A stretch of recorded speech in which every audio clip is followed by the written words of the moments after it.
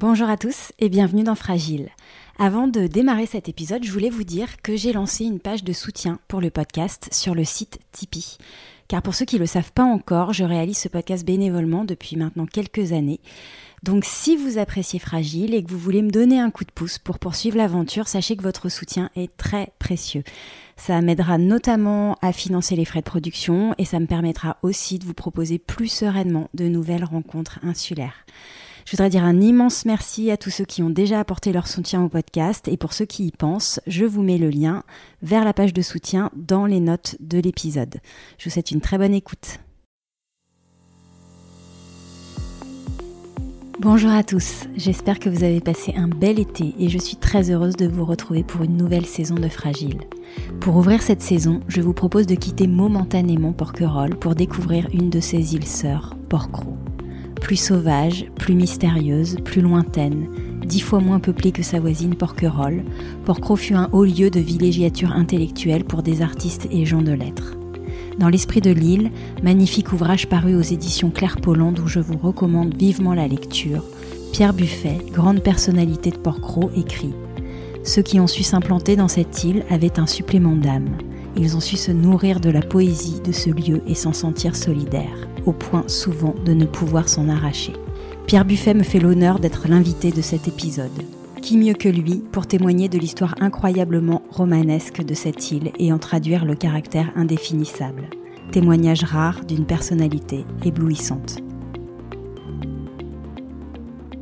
Bonjour Pierre, je suis très heureuse et en même temps intimidée de vous rencontrer. On m'a prévenu, tu vas rencontrer une belle et grande personne, un esprit sensible, délicat, charmeur et brillant, l'incarnation de l'esprit de Porquerolles et de sa mémoire. J'ai pu m'en faire une idée en lisant vos mémoires intitulées justement L'esprit de l'île, magnifique ouvrage dans sa forme et son contenu édité par Claire Polland. Pierre, vous êtes né en 1930, vous êtes le petit-neveu et l'héritier de Marcel et Marceline Henry, illustres figures de l'île. Depuis 1966, vous êtes propriétaire de l'hôtel Le Manoir qui perpétue l'esprit instauré par vos parents, Christiane et Robert Buffet, à l'hostellerie provençale de 1922 à 1968. Nous allons revenir sur votre enfance insulaire et l'histoire incroyablement romanesque de ceux qui vous ont précédé sur cette île.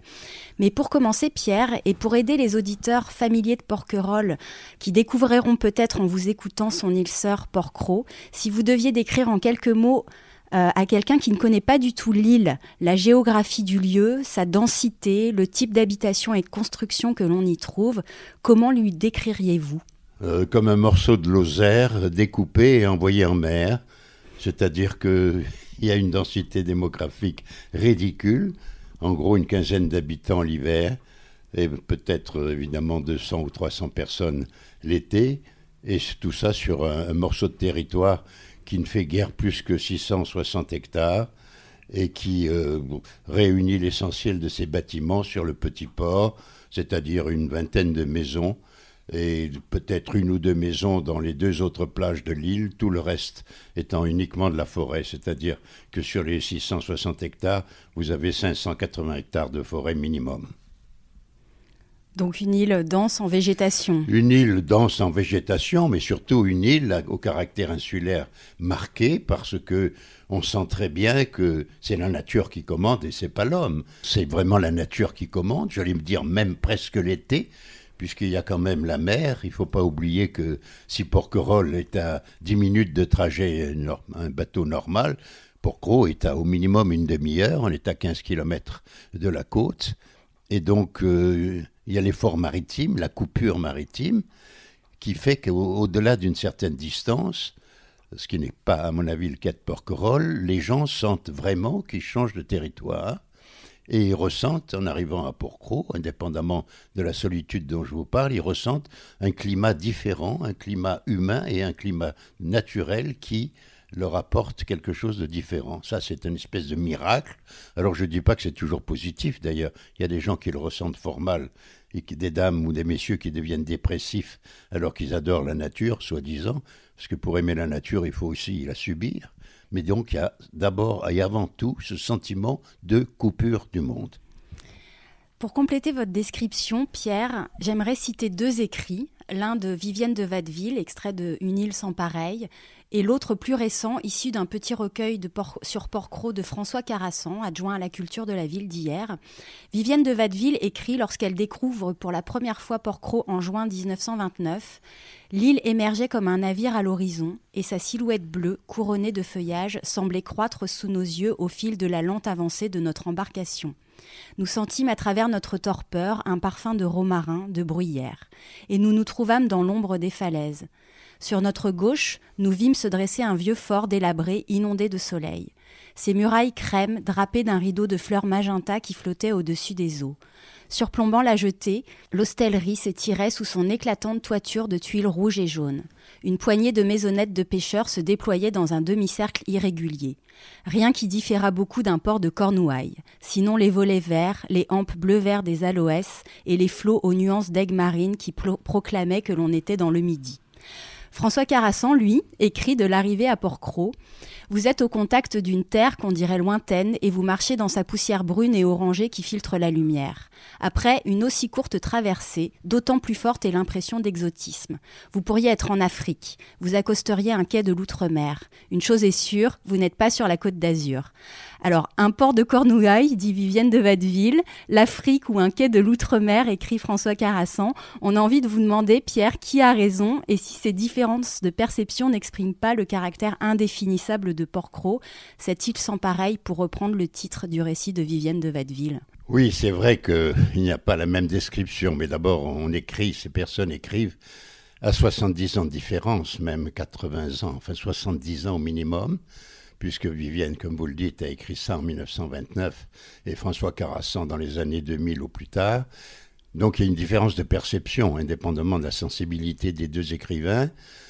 Il y en a une qui sait parfaitement ce que c'est la nature, ce que c'est l'isolation, ce que c'est le danger de la nature. Si on revient à sa propre expérience de chasseuse de lions avec son père en Afrique, on saura que Porquerolles pourrait paraître un Éden, sinon une ville. Et quant à François Carassan, 70 ans plus tard, évidemment, lui, au contraire, il fait la comparaison avec le littoral proche, mais il a déjà la patine de la civilisation, c'est-à-dire qu'il sait que déjà Porquerolles est un endroit qui est, j'allais presque dire, domestiqué. D'ailleurs, il est domestiqué par l'administration. Carassan, c'est quelque chose. Mais c'est surtout une différence de perception évidente.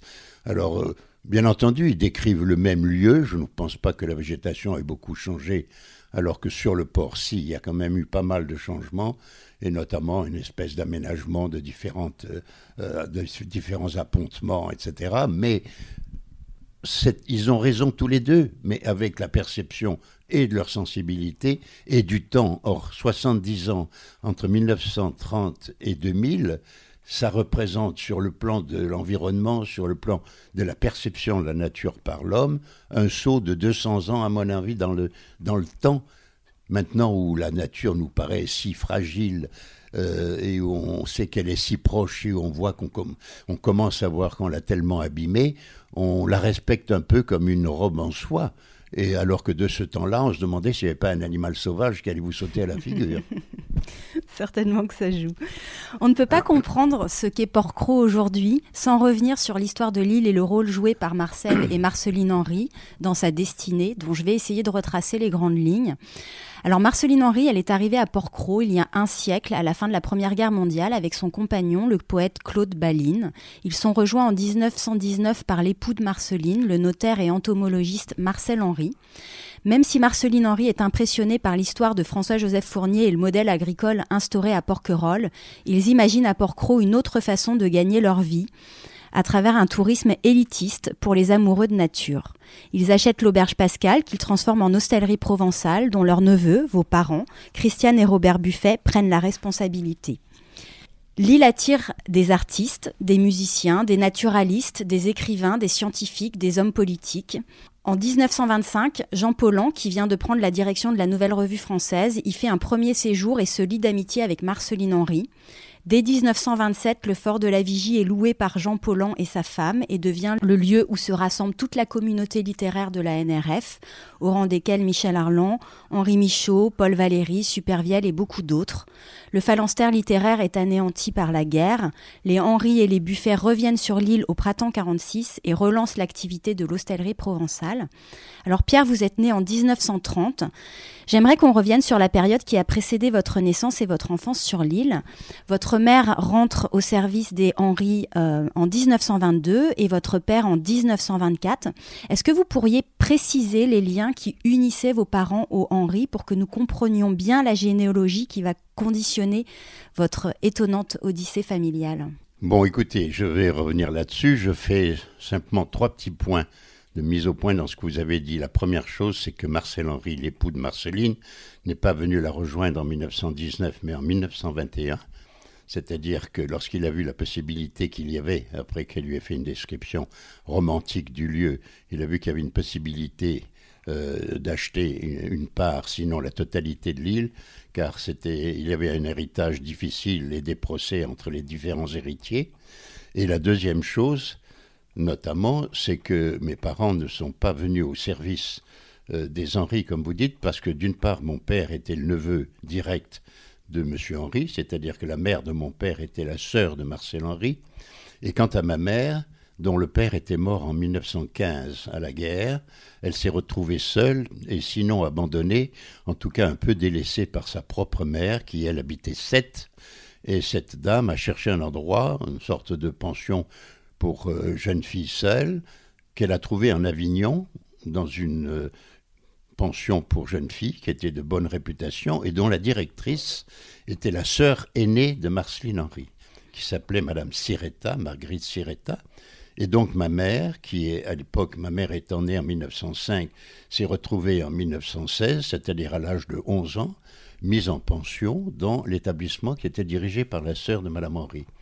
Comme sa mère, la mère de ma propre mère, venait la voir de moins en moins souvent, et que la directrice, donc la sœur de Madame Henry, Madame Siretta, trouvait ma mère très appliquée et de très bon caractère et très obéissante, elle a pris l'habitude de l'emmener, ce qu'on appellerait aujourd'hui week-end, mais de l'amener souvent le dimanche chez eux dans la maison familiale.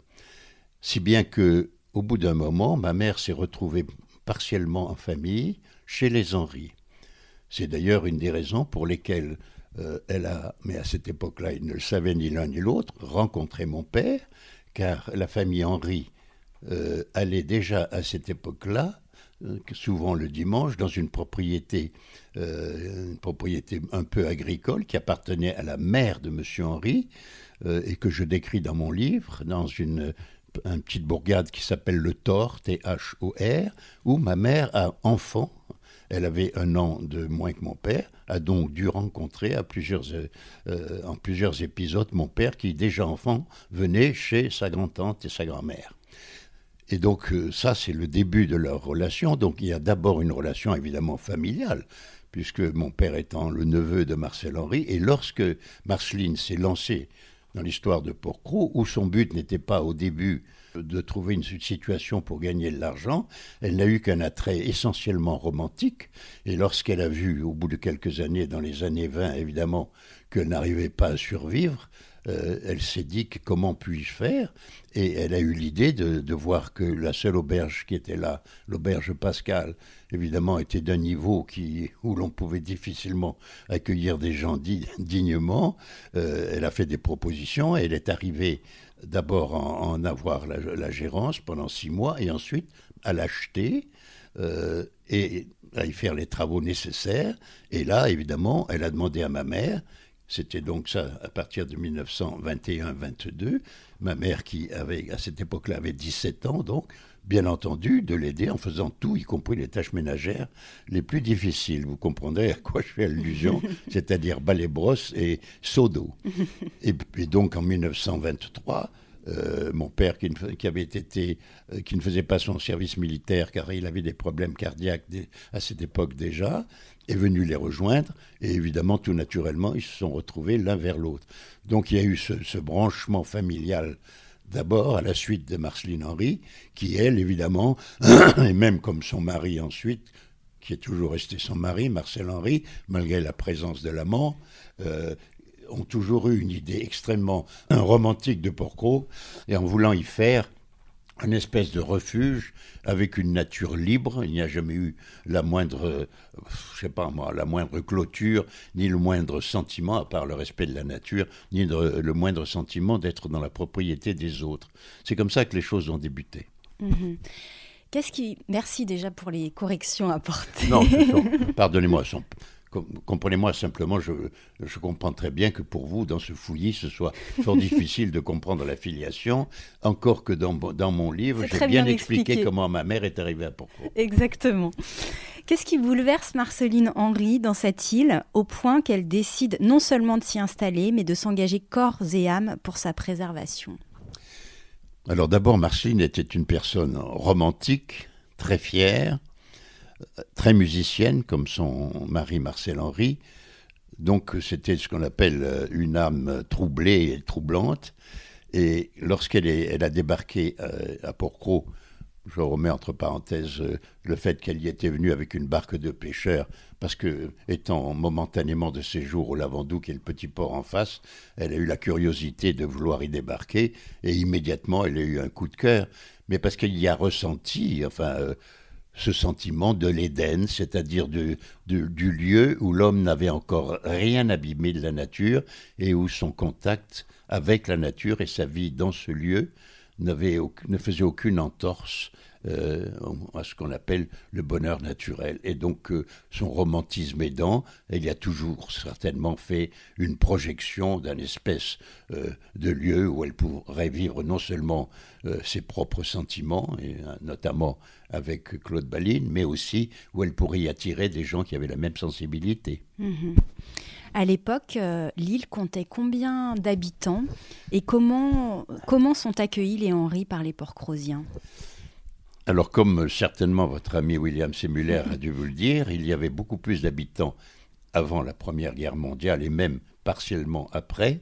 Avant la Première Guerre mondiale, il y a eu des recensements jusqu'à 80 ou 90 habitants, notamment des pêcheurs et des gens qui vivaient non pas du tourisme, mais de la pêche ou une agriculture de survie. Après la Première Guerre mondiale, évidemment, il y a eu ce vide terrible des hommes, car tous les jeunes hommes, notamment les quelques agriculteurs qui avaient pu avoir, et même certains pêcheurs, soit étaient morts à la guerre, soit ne pouvaient y revenir. Et donc, il a fallu trouver une autre façon d'y vivre, une autre façon de s'habituer à une nature qui n'était pas encore ouverte au tourisme. Et à mon avis, la population, lorsque les Henry sont arrivés, Marceline donc en 19 et Marcel 2 ans après, la population devait ne pas être supérieure à 30 ou 35 habitants. Comment les gens ont accueilli les Henry? Eh bien, Madame Henry, de façon plutôt agréable, car on voyait qu'elle vivait là une histoire personnelle. D'ailleurs, on l'appelait Madame Baline à cette époque-là, puisqu'elle vivait avec un monsieur qui s'appelait Jean Picard de son nom, mais Claude Baline de son nom de poète. Et donc, on l'a toujours appelée Madame Baline, y compris lorsque Marcel Henry est venu la rejoindre. Si bien que lorsque Marcel Henry, lui, est arrivé, on a pensé que c'était un ami de la famille, car ils n'habitaient pas le même lieu. Les Balines, entre guillemets, habitaient une petite maison qui était à côté de l'hôtellerie provençale et que Madame Henry avait momentanément louée, qu'elle a ensuite achetée.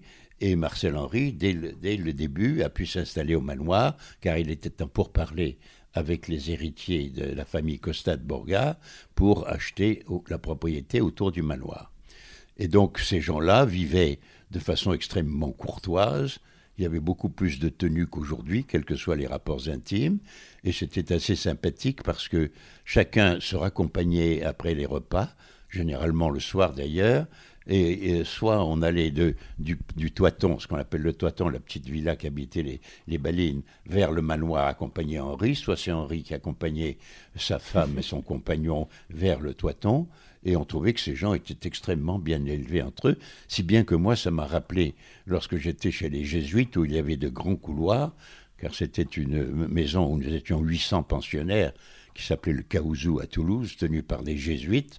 Eh bien, ces messieurs jésuites, ces braves curés, se baladaient dans les couloirs avec ce qu'on appelait la corbeille, c'est-à-dire qu'il y en avait 3 de face, et en face d'eux, il y en avait 3 autres, les mains dans les manches, et alternativement, d'un bout à l'autre du couloir, et à 2 mètres de distance, en discutant, ils marchaient alternativement en avant et en arrière. Et ça m'a quelque part rappelé le pauvre Marcel Henry, qui faisait des allers-retours avec Marceline et sa compagne. Mais l'accueil... Pardon, j'ai mis une parenthèse assez longue.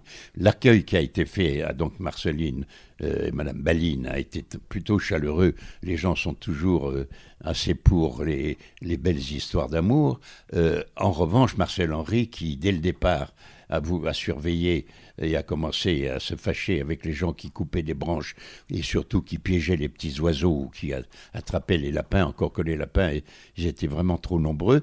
Mais ça a commencé à faire un peu de grabuge avec les habitants, notamment les quelques pêcheurs locaux qui ne se gênaient pas pour piéger ce dont ils avaient envie d'attraper. Et donc, petit à petit, Marcel Henry a distribué, il a laissé faire un petit peu de piégeage aux locaux, en leur disant, écoutez, prenez tel ou tel secteur de l'île, mais n'allez pas ailleurs, ça abîme trop la nature, etc.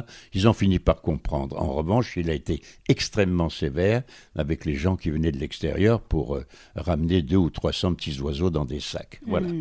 On va revenir justement sur les Pardon, personnalités. Je me suis un peu étendu, mais vous... Non, mais c'est très bien. Des boîtes de Pandore, mais j'en ai bien conscience.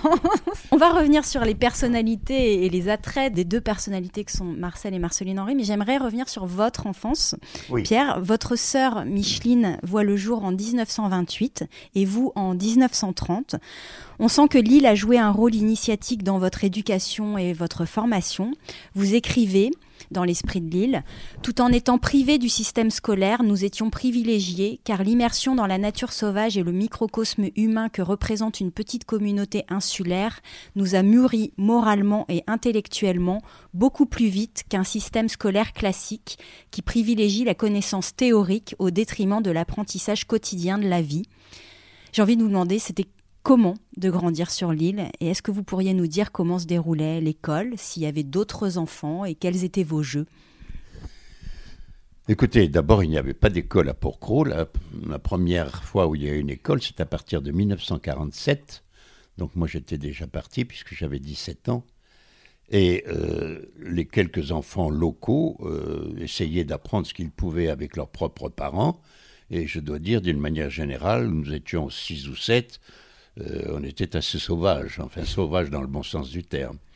Si bien que lorsque le temps est venu d'apprendre à lire, à compter, etc., il n'y avait eu qu'une solution, soit d'avoir en permanence une personne auprès de nous qui puisse tenir le rôle d'institutrice, soit également, ou en même temps, de s'inscrire à des cours par correspondance qui, à l'époque, était une formule assez fréquente, parce qu'il ne faut pas oublier que la France était essentiellement rurale et que malgré Jules Ferry, tous les lieux les plus éloignés n'avaient pas tous forcément des écoles et donc il y avait pas mal de cours par correspondance. Nous avons été, ma sœur et moi, inscrits à ce cours dès l'âge de 7 ou 8 ans, c'est-à-dire dans les années juste avant la guerre. Un cours qui s'appelait Atmer et qui existe encore, paraît-il. Mais dès le début, on a eu une personne qui s'occupait de nous, qui était à la fois un petit peu une gouvernante et à la fois une institutrice. D'ailleurs, la première raison en étant que mes parents étaient extrêmement occupés par leur profession, l'hôtel dans lequel ils travaillaient 15 heures par jour au minimum. Et donc, nous avions toujours ce qu'on appelle une mademoiselle.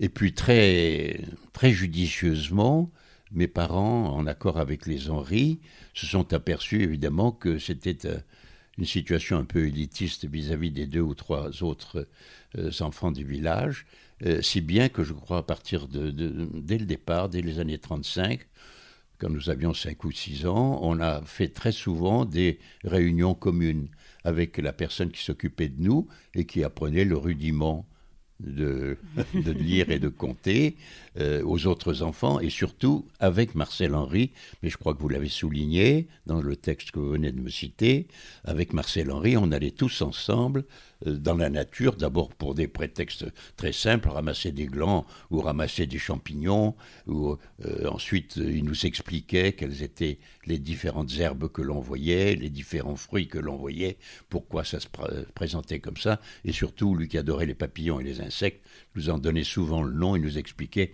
pourquoi ils étaient là à certaines heures, le jour ou la nuit, etc. Donc, si je fais allusion, c'est pas en essayant de revenir à la Rousseau dans un problème élitiste de jeune homme gâté par la vie qui avait la nature pour lui tout seul, c'est parce que nous étions parqués dans ce porcro sans aucune possibilité autre que la famille, d'être éduqués, mais autant avec l'environnement que nous l'étions à l'intérieur des murs. D'ailleurs, vous dites, pour nous, la Terre se limitait à Porquerolles. Le continent, c'était le zoo humain et Porquerolles, c'était la vraie vie. Pensez-vous que grandir à Porquerolles ait pu influencer votre rapport au monde et aux autres, et si oui, dans quel sens ?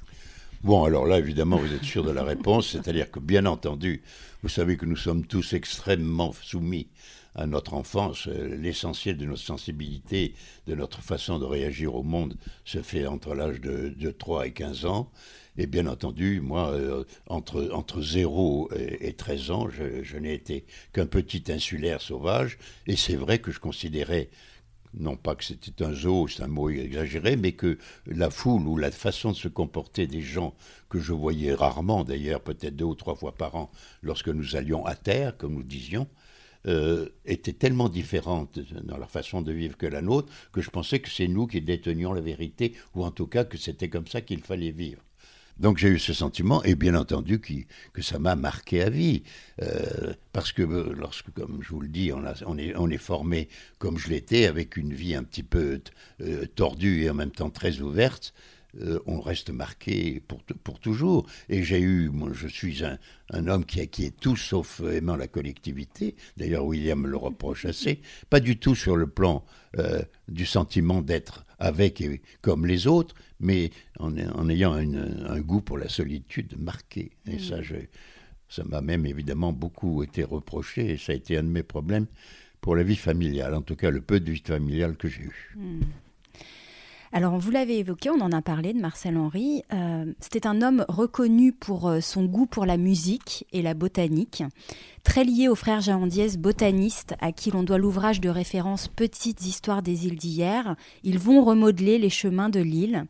Est-ce que vous avez des souvenirs précis de Marcel Henry et quel lien vous entreteniez avec lui ? Bon, Marcel Henry était né en 1880, c'est-à-dire qu'il avait juste 50 ans de plus que moi.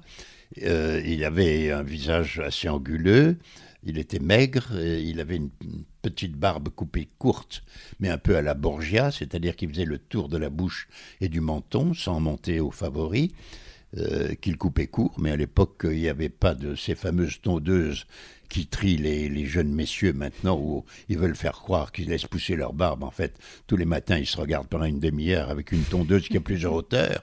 Du temps de Marcel Henry, ça se faisait au ciseau, donc c'était pas toujours régulier. Bref, il impressionnait assez. Il avait un regard bleu très clair et assez dur, encore que c'était une personne plutôt tendre, mais il avait l'apparence de quelqu'un de dur. Et donc, j'ai eu à la fois, autant que je m'en souvienne, au plus loin de mon enfance, des rapports de tendresse avec lui. Bon, c'était pas le genre de gens qui vous embrassaient et tout, mais vous pouvez aller sur ses genoux, ou bien il aimait plaisanter avec vous, il nous tenait par la main lorsqu'on sortait se promener, et en même temps, on le craignait beaucoup.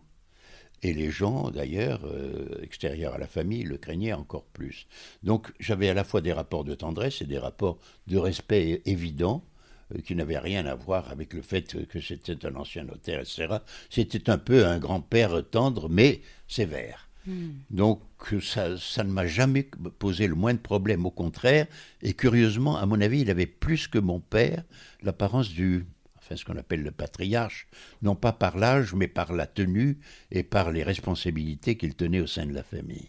Vous me disiez que Marcel Henry était très attiré par la nature, oui, par les arbres, mais aussi par les insectes, et qu'il est devenu très vite ami avec les 2 frères Jahandiès, qui étaient des hommes absolument délicieux, et curieusement, plus encore Albert, dont on connaît moins la figure qu'Émile, qui a écrit essentiellement le livre, mais c'était des personnages merveilleux qui venaient se promener dans Porquerolles comme si c'était un parc africain et avec lequel Marcel Henry a toujours eu des rapports absolument merveilleux dont nous ressentions quelque part, sans rentrer dans les propos savants qu'ils échangeaient, dont nous ressentions le bienfait. On a eu, tout d'un coup, on a eu le sentiment, dès le départ, que ce dont ils parlaient, la nature, les insectes, la couleur du sol, même la géologie, étaient des choses essentielles, qui étaient un milieu privilégié qui nous entourait. Marcel Henry était très occupé par ses affaires juridiques et les procès en cours. Est-ce que vous pourriez nous dire, dans les grandes lignes, quelques mots de ces procès qui permettent quand même de comprendre aussi comment s'est déroulée leur installation ? Oui, alors si vous permettez, je vais d'abord vous renvoyer à la fin de mon petit livre sur Porquerolles, l'esprit de l'île, où il y a scrupuleusement, avec les dates et la brève explication, tout le déroulé juridique qui a été fort long, qui s'est étendu sur 25 ans, du problème de la propriété de Porquerolles.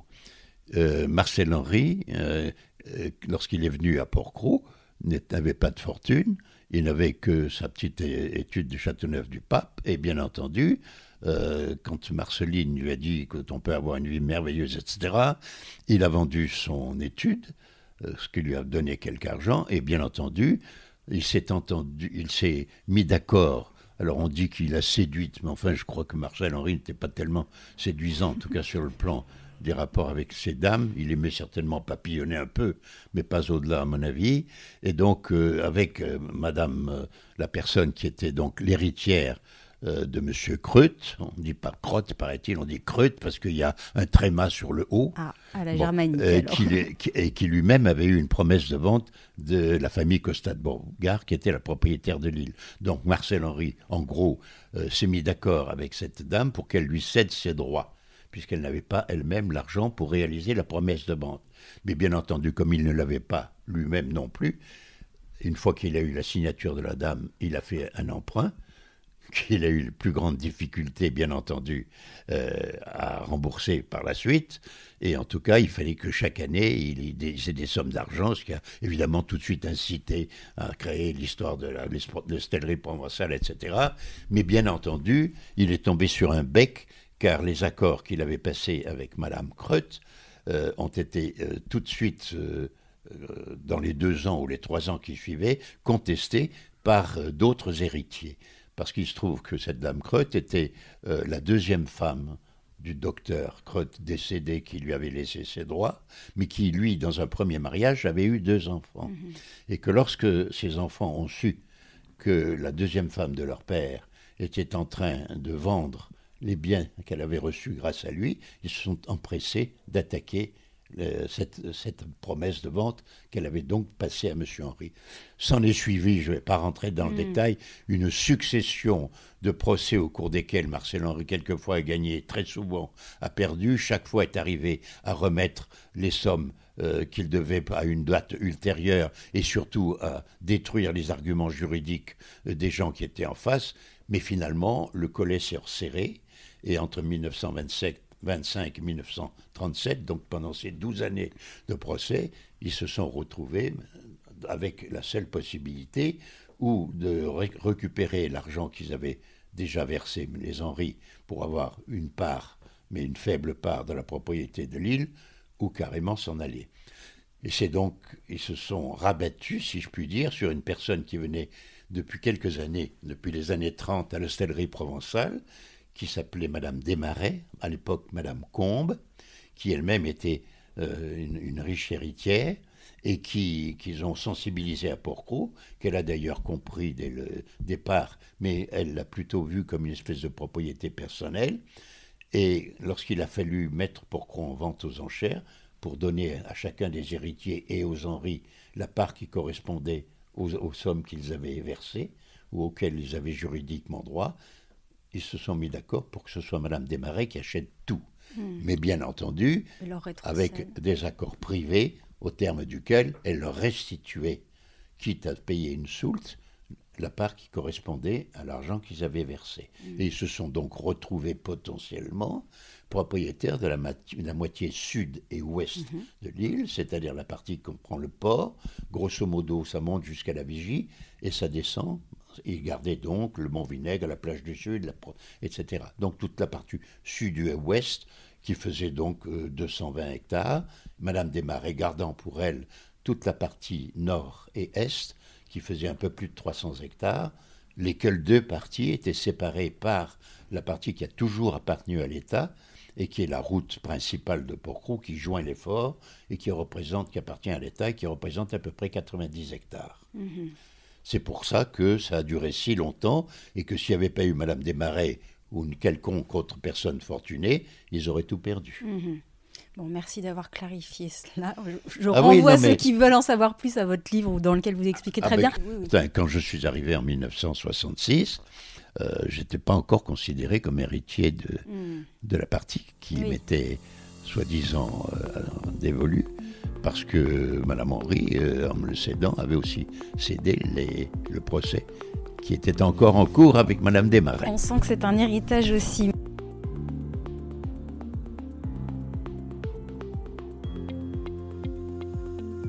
Alors pour en venir à la personnalité de Marceline Henry, dont on a déjà dressé quelques traits, on dit qu'elle avait une autorité naturelle. Vous écrivez dans l'Esprit de l'île que c'était une personne lumineuse, solaire et complexe. Vous avez pu mesurer l'impact que cette promiscuité solaire avait pu exercer sur vos choix et que vous avez tenté d'en atténuer les excès. Et vous ajoutez « Je reste infiniment reconnaissant à Marceline de m'avoir donné l'exemple de la discipline dans la gaieté, de l'enthousiasme dans la quête d'idéal et surtout une curiosité des choses qui m'a aidé à en relativiser l'importance. » Est-ce que vous pourriez exprimer l'impact, le rôle que Marceline a joué dans votre vie, ce qu'elle vous a transmis, que vous expliquez assez bien ici, mais j'aimerais l'entendre de votre voix, et ce dont vous vous êtes préservé?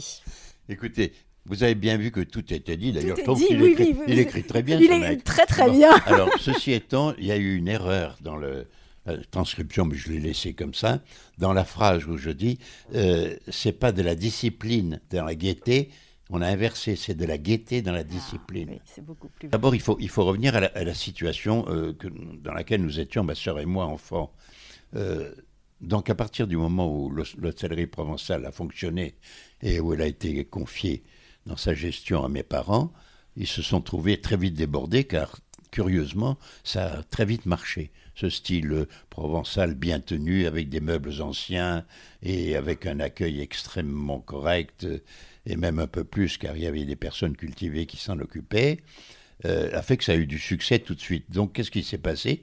Nous étions, ma sœur et moi, un petit peu laissés, pas à l'abandon, mais très libres. Même s'il y avait, comme je vous l'ai dit, pas une gouvernante, mais en tout cas une demoiselle, comme on disait. On en a eu de différentes sortes, dont certaines ne sont pas restées longtemps d'ailleurs, dans lesquelles on était confiés. Mais très vite, à partir de 1934, car c'est à partir de 1934 que les Henry se sont installés au Fort du Moulin, très vite, avec ma sœur, nous sommes allés habiter chez les Henry, plutôt que dans le petit studio que mes parents avaient à l'intérieur de l'hôtellerie provençale. À l'époque, il n'y avait pas de maison à Port-Cros. Et donc, habitant avec les Henry, prenant les repas avec les Henry, on était familialement et sur le plan des tempéraments beaucoup plus enclin à être marqués par eux que directement par nos parents. Ça n'avait rien à voir avec la tendresse, mais ça avait à voir avec ce qu'on appelle le style de vie. Quand je fais allusion, aussi bien sur le plan de l'impression, de la présence de Madame Henry, c'est vrai que ses yeux bleus, ses nattes roulées sur ses oreilles, ses robes longues, sa façon de s'exprimer de façon un petit peu poétique et surtout son autorité naturelle, je le répète, et pas seulement sur les gens qui travaillaient pour elle, mais sur des gens même qui lui étaient culturellement et socialement supérieurs, on peut le dire. Elle avait quand même elle impressionnait et les gens lui obéissaient, en tout cas allaient très volontiers dans son sens, parce qu'elle avait une séduction dans la parole, dans la façon bien sûr de s'exprimer, mais aussi dans l'attitude, dans les gestes, qui étaient remarquables. Donc c'était évident Marceline Henry impressionnait les gens, ce qui n'empêche qu'elle pouvait avoir des comportements extrêmement simples. Quand il y avait quelqu'un de malade, elle allait tout de suite le soigner. Il fallait faire une piqûre à 3 heures du matin, elle se levait, elle y allait. Il y avait quelqu'un qui était malheureux, elle l'aidait dans la mesure de ses moyens. Non, ça ne lui enlevait pas une certaine humanité, mais elle avait quand même, elle maintenait une certaine distance. Ça, c'est sûr. Et alors, qu'elle m'ait formé un petit peu, c'est un grand mot, c'est entre guillemets, mais sur le plan du goût pour la littérature, du goût pour la musique, de la fantaisie et d'une certaine façon de se comporter de façon asociale, c'est sûr. Justement, vous avez côtoyé la communauté littéraire, artistique, scientifique dont s'était entouré les Henry. Vous avez connu Jean Paulhan. Est-ce que vous avez des souvenirs ou peut-être une anecdote marquante à raconter de cette période et de cette communauté qui est quand même vraiment propre à Port-Cros? Il y avait un tas de gens qui, comme les Henry, ont été séduits par Port-Cros. Alors beaucoup d'entre eux étaient des gens qui aimaient la nature, qui s'occupaient des insectes, qui s'occupaient des arbres, qui s'occupaient de la géologie, qui s'occupaient de la mer. Donc, je dirais pas, c'est un mot un peu dur, que c'était tous des savants, mais il y avait tout un cénacle qui s'occupait essentiellement de l'aspect merveilleusement naturel et préservé de Port-Cros. Mais il y avait aussi, et notamment grâce à Jean Paulhan, qui, comme vous l'avez dit, à partir de 1926, est venu s'installer au fort de la Vigie. C'est d'ailleurs pas ni lui et sa femme qui étaient les locataires, c'était la maison d'édition Gallimard, car Jean Paulhan était directeur de la NRF, la Nouvelle Revue Française, édité par Gallimard, et il avait obtenu, en mettant Marcel Henry et Gallimard en rapport, que ce soit le fort de la Vigie soit loué aux éditions Gallimard. Car Marcel Henry avait très astucieusement obtenu de la marine que les forts qui n'étaient pas occupés par l'État, et il n'y en avait d'ailleurs plus aucun à ce moment-là, lui soient momentanément loués, pour des sommes d'ailleurs ridicules. Pour vous donner un exemple, je crois que le fort de la Vigie a été loué par les éditions Gallimard pour quelque chose comme 2 ou 3 000 francs par an. Oui. Francs de l'époque. Oui. Bon, ne revenons pas là-dessus, mais c'est pour vous dire que ce cénacle était aussi essentiellement littéraire quand les Paulhan étaient là, et c'était généralement l'été. Et comme vous l'avez souligné, jusqu'à la guerre, donc pendant 5 ou 6 ans, il y a eu à Port-Cros tous les noms célèbres que vous citez, plus quelques autres plus modestes, et tout ça entretenait une atmosphère très gaie parce que ces gens étaient très simples, n'avaient pas de grands moyens, ont introduit les ânes à Port-Cros pour transporter leurs affaires, se piquaient les jambes dans les sentiers, venaient se faire mettre des petits pansements chez Madame Henry. Bref, à la fois ils étaient un peu dans les nuages et la nature était un peu agressive pour eux. Mais c'était très bien, ça les remettait au niveau du sol, comme on dit. Donc c'est cette atmosphère littéraire, je m'en souviens aussi à cause des personnages. Moi, c'était pas du tout, que vous pensez bien à cet âge-là, le côté littérature qui pouvait m'intéresser, c'était le comportement des gens, et notamment celui de Jean Paulhan, qui était extrêmement gentil avec ma sœur et moi, qui nous emmenait souvent à la Vigie. D'ailleurs, il y a pas mal de photographies, dont certaines dans le livre, qui nous montrent avec des épluchures de melons dans les mains ou sur les ânes à l'intérieur de la Vigie. Et on sentait en plus l'atmosphère très amicale qu'il y avait entre les Henry et les Paulhan. Et donc, on trouvait que c'était des gens tout à fait normaux et qui nous faisaient rire. D'ailleurs, Jean Paulhan nous apportait très souvent, quand il venait, des jouets très bizarres, car il était très curieux lui-même. Il prenait toujours les gens un petit peu à contre-pied, y compris les enfants, si bien qu'il nous amusait beaucoup. Voilà. Mais je n'avais bien entendu, ça n'a été qu'après, plus tard, quand j'ai été jeune homme et ensuite majeur réellement, que j'ai pu avoir avec lui jusqu'à sa mort en 1968, des rapports qui, pour moi, ont été assez marquants. Oui, tout à fait. Vous l'avez dit dans votre livre qu'ensuite, à Paris, vous avez l'occasion de le rencontrer. Oui, quand je me suis retrouvé j'avais un peu coupé les ponts avec Madame Henry, donc à partir de 1959, j'ai vécu à Paris jusqu'en 1967. 67 et non pas 66 parce qu'elle est morte en 66, mais j'ai dû encore rester une année à l'OCDE après. Et donc j'ai beaucoup vu Jean Paulhan, notamment après la mort de Marceline Henry, et il m'a mis en garde contre le procès en cours en disant que je risquais de tout perdre et de n'avoir rien que mes yeux pour pleurer. Bon, j'ai fait ce choix-là, tant mieux, ça a bien tourné. Vos parents travaillent beaucoup et des tensions se font sentir entre votre mère Christiane Buffet et Marceline Henry. Ouais. Quand les Henry s'installent au Fort du Moulin en 1934, vous dites que Marceline vous a quasiment confisqué. Bon, vous en avez parlé un petit peu tout à l'heure, alors vous employez quand même des termes un peu forts. Vous ne descendiez voir vos parents qu'au déjeuner et au dîner. Vous étiez... Pas toujours, oui. Oui. Vous étiez jeune. Est-ce que vous perceviez à cette époque les tensions entre votre mère et Marceline et comment vous les avez vécues? Est-ce que il y avait un tiraillement? Bon, comme vous pouvez le supposer, étant enfant, on ne parlerait pas du terme de tension.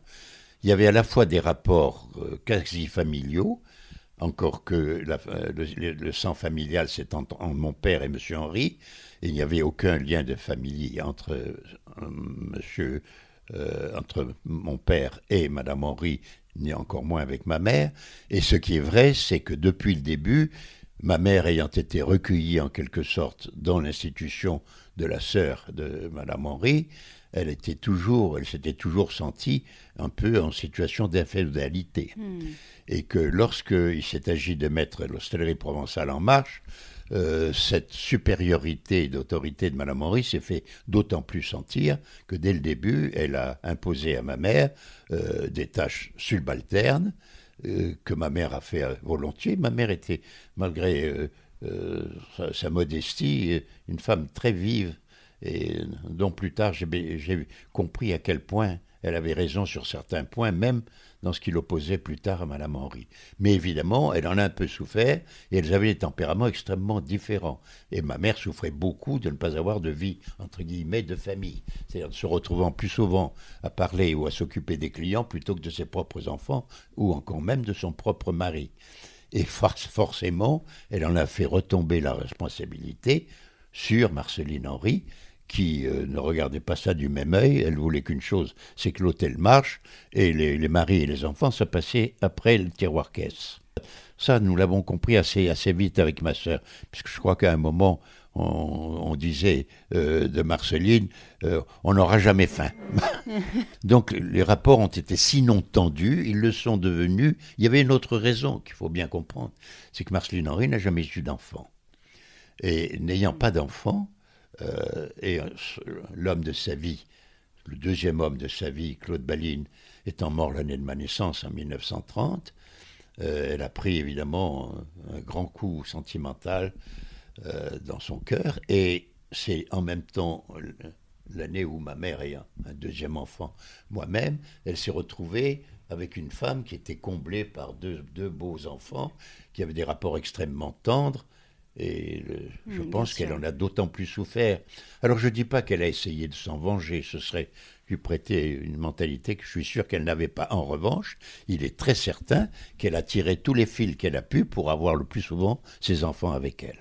Notamment en obtenant de mes parents, et en tout cas de ma mère, qu'on puisse habiter au Fort du Moulin. Ce qui effectivement a fait beaucoup souffrir ma mère. Mais il n'y avait pas d'autre moyen, il n'avait pas à cette époque-là une maison.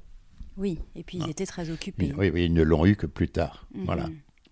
Est-ce qu'on peut dire que Marcel et Marceline Henry ont créé une forme de tourisme raisonné, et en cela qu'ils étaient en quelque sorte des précurseurs de l'écologie dans la prévention du tourisme de masse?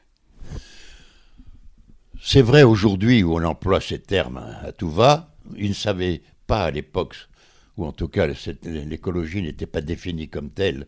Il y avait pour eux ce qu'on appelle le respect de la nature, effectivement que ça correspond à la colonne vertébrale de l'écologie, mais l'écologie n'avait pas cette connotation de comportement social qu'elle a aujourd'hui. Il y avait simplement une façon de se comporter avec les choses naturelles, le respect des végétaux, le respect des animaux, y compris jusqu'au dernier, c'est-à-dire on n'écrasait pas un insecte. Si une guêpe vous piquait, bien sûr, on l'écrasait, mais même, on avait beaucoup au fort ce qu'on appelle des cloportes. On ramassait les cloportes avec la poussière et la pelle, et ils se roulaient en boule, et ensuite, on les jetait par-dessus les parapets pour qu'ils continuent à vivre en dehors de... donc c'était pas un principe, c'était une façon de ressentir la nature qui faisait qu'on a ce qu'on appelle aujourd'hui un comportement écologique, mais à mon avis c'était moins étriqué que cette espèce d'écologie moderne qui veut se mettre comme une espèce de barrière entre ceux qui se comportent bien et ceux qui se comportent mal. Certainement que les Henri faisaient peut-être quelques erreurs écologiques, mais ils étaient naturellement ce qu'on appelle aujourd'hui écologiques. Et donc, s'il y a eu la création, ou en tout cas l'assemblage de gens qui ont fait ou qui ont admis et mis en œuvre un tourisme écologique, ça n'a pas été pour se rassembler à une idée virtuelle ou pour se rassembler autour d'un concept, mais simplement pour partager une façon de vivre qui les réjouissait tous. Donc, c'était plus un réflexe naturel plutôt qu'une hypothèse d'école. Alors, on va revenir à la chronologie de votre vie, Pierre. On s'est quitté, vous êtes enfant. Et là, on est en 1943. Vous avez 13 ans quand les Allemands succèdent aux Italiens pour occuper l'île. Les Porcrosiens sont évacués. Est-ce que vous avez des souvenirs de ces occupations successives et de votre évacuation de l'île ? Je n'ai pas de souvenir de l'occupation puisque je n'ai que 2 souvenirs de la présence allemande. Quand j'étais avec les Henri et ma sœur dans la salle à manger du Fort du Moulin, qui était dans ce qu'on appelle le bâtiment A maintenant. Je crois même qu'on était en train de prendre un repas quand un monsieur apparemment bien élevé avec des bottes cirées est entré. Je ne savais même pas que c'était un Allemand. Apparemment, il était habillé différemment des autres, mais il a, autant que je m'en souvienne, parlé français, mais sans que je me souvienne ce qu'il a dit. Il est évident qu'il était devenu dire que dans les 15 jours, c'est-à-dire avant le début novembre, il fallait quitter le fort du Moulin, et que donc, en s'exprimant ainsi, il a manifesté le désir de l'occupant de nous chasser. J'ai su tout de suite, en voyant le branle-bas que ça a fait dans ma famille, qu'il fallait qu'on quitte les lieux. J'ai compris qu'on allait déménager. J'ai vu qu'il y avait un tas de choses que l'on mettait en caisse, qu'il y avait un peu un affolement général pour rassembler tous les vêtements et toutes les choses personnelles. Nous nous réjouissions parce qu'on a appris qu'on s'en allait avec les animaux, les ânes à l'époque. Il y avait des ânes, des chèvres, et il y avait même, je crois, un porc qu'on a emmené. Et on a mis ça sur le bateau qui assurait le service aux Salindières. Et nous sommes revenus à pied des Salindières à Hyères, ce qui fait quand même pratiquement 7 kilomètres, avec ces animaux. Je crois que je dis dans mon livre d'ailleurs qu'on s'est libéré de ces animaux au maréchal Ferrand qui était à l'entrée de Hyères en venant des Salins, la route actuelle.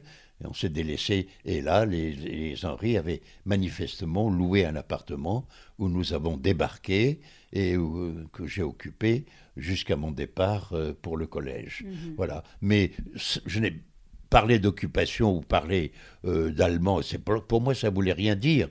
Comme vous le savez, même à 13 ans, j'étais très en retard d'ailleurs. Pour moi, tous les gens étaient pareils. Il y en avait qui se déguisaient et il y en avait qui ne se déguisaient pas.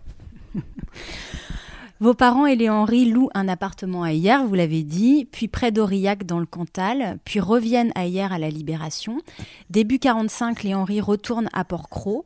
Les tensions se font plus vives entre votre mère et Marceline, et votre mère décide de quitter l'île définitivement pour s'installer à Antibes en 1949. Votre bac en poche, vous ne savez pas quoi faire dans la vie, et sur les conseils de votre père, vous vous inscrivez à l'hôtel hôtelière de Nice en 1949. Vous faites votre service militaire entre 50 et 52 et vous inscrivez à la faculté de droit. À la mort de Marcel Henry, vous arrêtez vos études et venez passer les saisons toujours de plus en plus longues aux côtés de Marceline, entre 56 et 59. Vous vous fâchez en 59 avec Marceline, dont vous apprenez qu'elle lit votre courrier en cachette et ne revenez pas pendant 3 ans. Vous intégrez un poste de traducteur pour l'OCDE et exercez ces fonctions jusqu'en 1966 à la mort de Marceline. Port-Cros vous manque, pour autant, écrivez-vous, je ne voulais pas me mettre sous la coupe de Marceline. Avez-vous ressenti comme une nécessité cette prise de distance avec l'île et avec Marceline Henry ? Est-ce que c'était une question, je vais être peut-être un peu forte, mais de survie ? Et de qui vous aviez besoin de vous préserver ? De l'île ou de Marceline ? D'abord, je remets certains faits. Je n'ai pas arrêté mes études en 1953 à la mort de Marcel Henry, puisque j'ai fait mon droit de 1952 à 1956. D'accord. Je venais effectivement très souvent en vacances l'été. Mais comme vous l'avez dit justement, ma mère à partir de 1949 et mon père à partir de 1952 habitaient à Cannes, ou tout exactement à Antibes, où ils avaient acheté une petite propriété. Donc je partageais un peu mes vacances de part et d'autre. Et je ne suis venu aider Marceline alors au manoir et pendant toute la durée de l'été, moi grosso modo pendant 2 mois et demi entre la mi-juin et la fin août, qu'à partir de 1956, quand j'ai fini moi-même mes études de droit, à l'époque où j'avais fait une licence qui était en 3 ans, et je m'étais inscrit une première année de ce qui s'appelait à l'époque un DES et pas un DESS, et que j'ai abandonné quand je suis allé travailler avec Marceline en 1956. Donc 56, 57, 58, ça s'est passé normalement.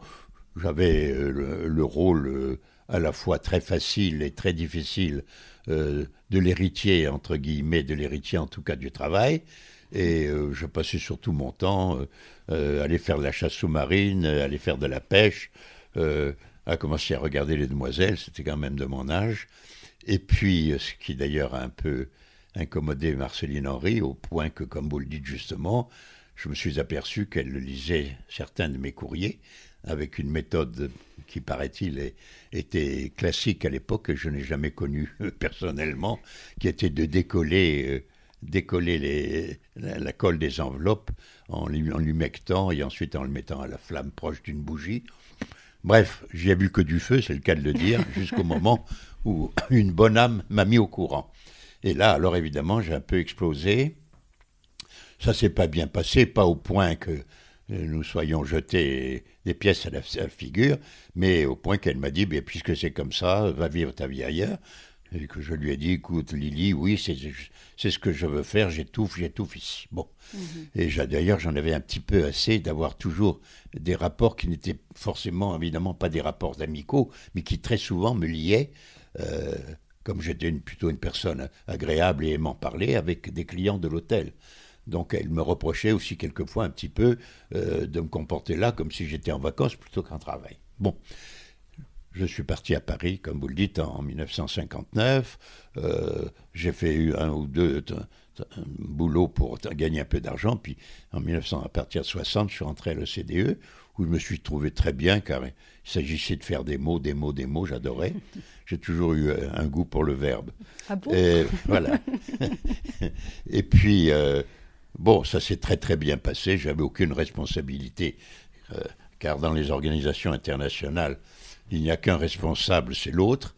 Et j'étais très très heureux pendant toute cette période de Paris. Puis malheureusement, enfin à la fois heureusement et malheureusement, d'un seul coup, je me suis retrouvé fiancé puis marié à une femme ravissante mais qui est vite devenue difficile.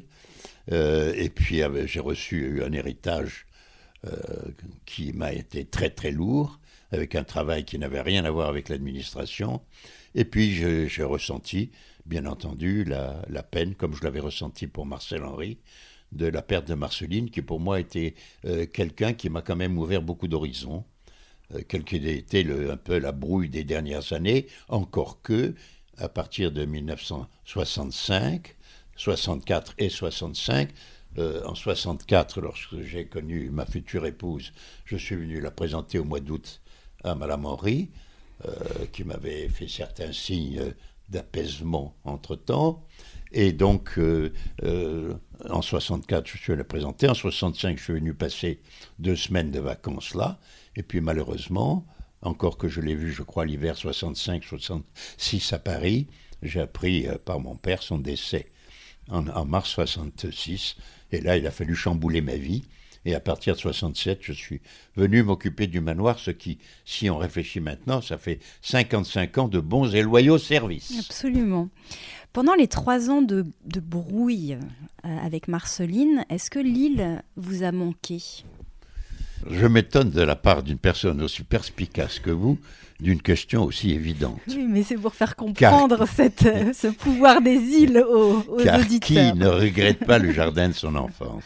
Surtout quand ce jardin est comparable à un Éden, que la vie y a été si douce et si curieuse et si fantasque, Et ce que m'a amené Porquerolles, à mon avis, est irremplaçable, le goût de la fantaisie, le goût de la solitude partagée notamment avec la nature, et le goût surtout de l'individu. Car lorsqu'on est dans une île où l'hiver, il ne faut pas oublier que nous étions l'hiver, même si l'hôtel de mes parents était ouvert, nous vivions quand même dans une communauté inférieure à 20 personnes. Et donc, j'avais plus le sentiment d'être dans une tribu plutôt que d'être dans une, disons, civilisation ou collectivité urbaine ou autre. J'ai vraiment eu le sentiment que Porquerolles m'avait donné une espèce... D'ailleurs, on se moquait de moi au collège. Je vous reparlerai un jour, s'il y a lieu, de mes années de collège.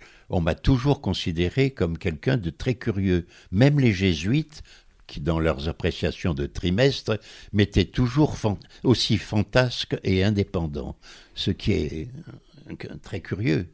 Oui, pour un jeune homme. Toujours ce mot, différent, fantasque, indépendant. Je ne suis pas sûre qu'aujourd'hui les enfants auraient des appréciations telles que celles-ci. C'est ce que diraient les jésuites aujourd'hui. En tout cas, si vous voulez me dire que Porquerolles m'a manqué, même aujourd'hui, alors que ce vieux nonagénaire n'en peut plus, il est ravi de ne plus avoir, autant qu'il le peut, malheureusement il y en a encore, comment dirais-je, de liens et de responsabilité à Porquerolles, mais il est évident que ça m'apaise de savoir que je vais y être enterré. Mmh. Après le décès de son mari, Marceline concentre tous ses efforts pour faire intervenir l'État dans la défense de Porquerolles. Le parc national est créé en 1963 avec l'appui d'André Malraux. Marceline vous fait, à sa mort en 1966, son légataire universel. Vous avez 35 ans. Vous devez régler des problèmes financiers, juridiques et administratifs complexes. Et vous retrouvez du même coup à la tête d'une équipe de 20 personnes en charge du manoir. Quel est votre sentiment alors ? Est-ce que... L'horreur d'être obligé de commander aux autres. C'est encore pire que d'obéir soi-même à quelqu'un.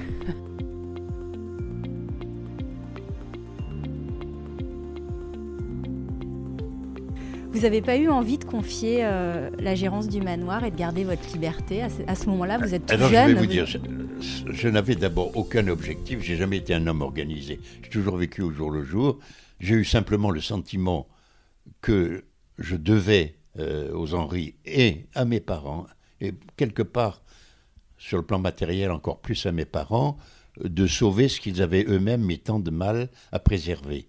Et donc, j'ai essayé, autant que j'ai pu, de régler au plus vite le problème qui me mettait en opposition avec Madame Desmarais. Et grâce à Dieu, dans les 2 ans, ça a pu se résoudre. Mais ça m'a beaucoup pesé. Donc, je sentais que je n'étais pas fait pour ça. Et je m'étais vaguement dit, je vais m'en occuper pendant une dizaine d'années, parce qu'il y avait quand même des travaux à faire, il y avait beaucoup de choses à installer, un peu à réparer, parce que le manoir n'avait pas été tout à fait bien entretenu. Madame Henry a toujours eu des problèmes d'argent, et elle ne le montrait pas. Donc je me suis dit, je vais faire ça. Et puis, on se dit dans 10 ans, et puis au bout de 10 ans, on se dit encore 5 ans, puis on se dit encore 5 ans. Et puis le temps est venu où je n'avais plus assez de force ni assez de désir pour m'investir dans autre chose, et que donc j'ai préféré me plaindre le restant de mes jours plutôt que de prendre la lourde responsabilité d'aller ailleurs. Mmh.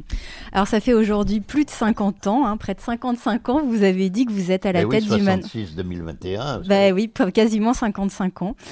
Que vous êtes à la tête du manoir, ce lieu hors du temps où règne une délicieuse ambiance au charme suranné. Ceux qui connaissent le manoir l'identifient immédiatement à vous. Quel esprit vous attachez-vous à perpétuer au sein de cet hôtel ?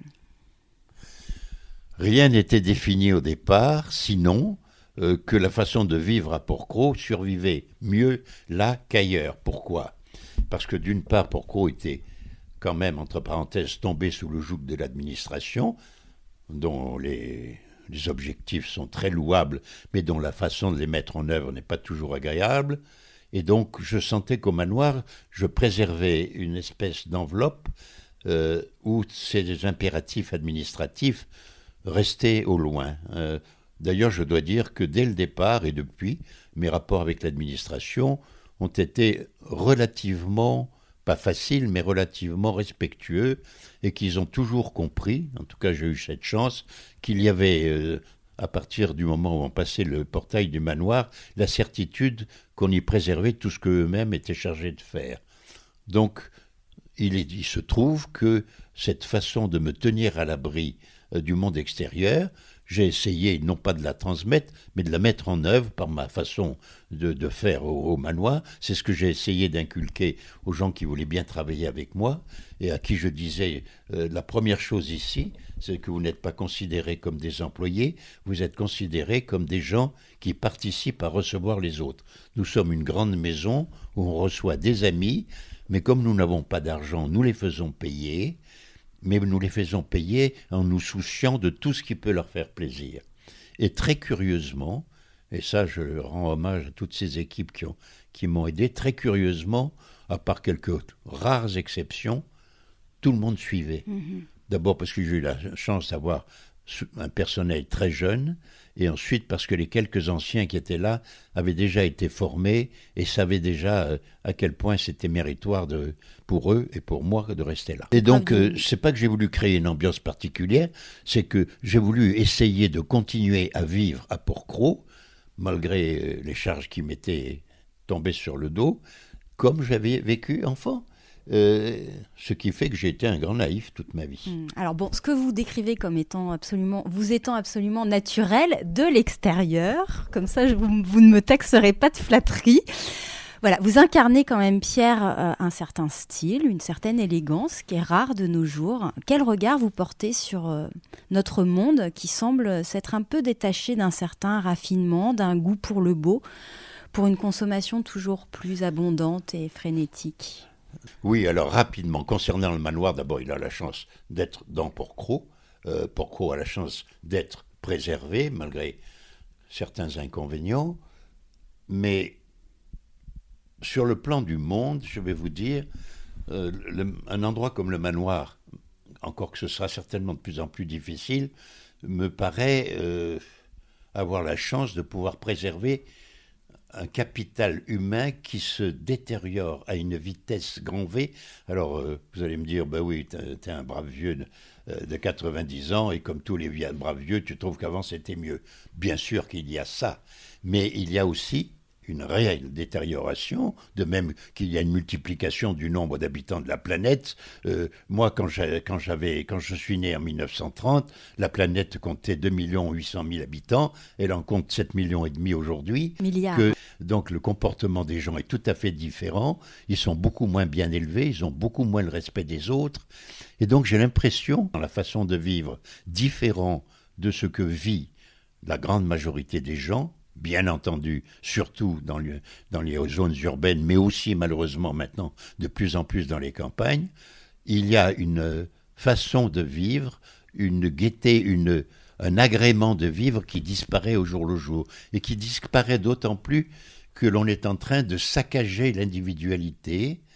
On saccage l'individualité par ce qui me paraît l'horreur absolue, c'est-à-dire les réseaux sociaux. Alors évidemment, ça peut sauver des gens, mais les réseaux sociaux me paraissent la définition même de la haine anonyme, ou de la méchanceté, ou de la vilainie anonyme. Les gens ont de moins en moins le respect les uns pour les autres. Et quant aux valeurs numériques, qui évidemment permettent des progrès extraordinaires, non seulement dans la communication, mais aussi dans la science, et particulièrement la médecine, où on sauve tellement les vies et on les allonge, mais aussi elles détruisent l'individu de plus en plus. Donc ce qui me paraît préservable plus que tout à Port-Cros, c'est le maintien de l'individu en tant que tel, dans son intégrité, et sans avoir à se définir vis-à-vis de la multitude. On oblige l'individu à se définir par rapport à la nature et par rapport à lui-même. C'est à lui à prendre ses responsabilités, alors que maintenant, tout le monde confie ses responsabilités à l'État. On n'a qu'à voir ce qui se passe sur le plan de l'aide sociale, ce qui se passe, qui est très belle, très bonne, mais avec tous les abus que ça suppose, ce qui se passe même vis-à-vis du Covid que nous vivons en ce moment, où c'est toujours l'État qui a tort, quels que soient les efforts qui ont été faits, aussi bien sur le plan médical que le plan matériel. On a beaucoup de chance en France. Donc je trouve qu'il y a une déresponsabilisation que la nature ne permet pas. Aujourd'hui, vos enfants et vos petits-enfants continuent de se rendre à Port-Cros. Quel lien entretiennent-ils avec l'île ? Ils ressentent la même chose que moi, à un point moindre, parce qu'évidemment, ils habitent pour la plupart d'entre eux dans des villes, et notamment à Paris. Donc, ils trouvent à Port-Cros autre chose que moi, parce que le Port-Cros d'aujourd'hui n'a quand même pas grand-chose à voir avec le Port-Cros des années 30. Mais ils y trouvent quand même encore une espèce de lieu d'exception, où ils ont le privilège d'être avec un grand-père et même des parents, je parle de mes filles, qui ont eu la chance de vivre un peu exceptionnellement dans ce lieu. Mais je pense qu'ils sentent que c'est différent, ils sentent qu'ils sont privilégiés, mais ils ne font plus le lien avec l'insularité. Ils savent que l'insularité est pour eux un privilège, mais qu'elle n'est pas une façon de vivre socialement possible. Alors, ils peuvent peut-être pas Parce se que la figurer. l'insularité maintenant est devenue impossible. Est-ce que vous pensez à votre succession ? Qu'est-ce que ça veut dire ? D'abord, le mot de succession. Alors, il y a deux interprétations. Il y a ce qu'on appelle l'interprétation juridique. Quand on s'en va, si on a des biens, il faut les confier à quelqu'un. Et puis, il y a la succession. Est-ce qu'on continue, une fois qu'on est mort, à exister par une forme de vie, une forme de sensibilité qu'on a communiquée à ceux qui vous survivent ? Dans le premier cas, j'ai, en tout cas pour le moment, laissé la propriété foncière de la partie qui m'appartient encore, c'est-à-dire que j'ai encore 7 hectares à Port-Cros avec le manoir, le reste ayant été entièrement donné à l'État, et que ces 7 hectares avec les maisons qui sont dessus, donc, appartiennent à mes filles. Reste à savoir ce qu'elles en feront.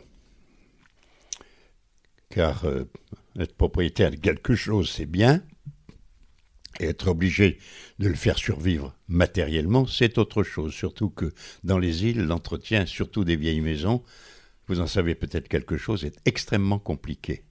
Et notamment pour faire venir du personnel, des plombiers, des maçons, des électriciens, etc. Donc ça, c'est un point d'interrogation. Alors, la gestion du manoir, c'est très difficile, parce que la gestion hôtelière est devenue une chose tellement réglementée par les normes professionnelles, par les difficultés de personnel. Vous savez, sans doute, même si vous ne le vivez pas personnellement, que maintenant, vous ne pouvez pratiquement pas employer quelqu'un sans prendre des engagements considérables et sans être obligé de lui donner un tiers de son temps payé libre. Donc ça pose de grands problèmes sur le plan financier. Ça pose aussi, bien entendu, on y viendra, le problème de l'insularité, car les gens qui viennent travailler à Port-Cros, où ce n'est ouvert que pendant 5 mois, mais quand même, sont coupés un peu du monde pendant toute cette période, même si de temps en temps, ils font un saut sur le continent, comme on dit. Et donc ça pose aussi le problème du personnel.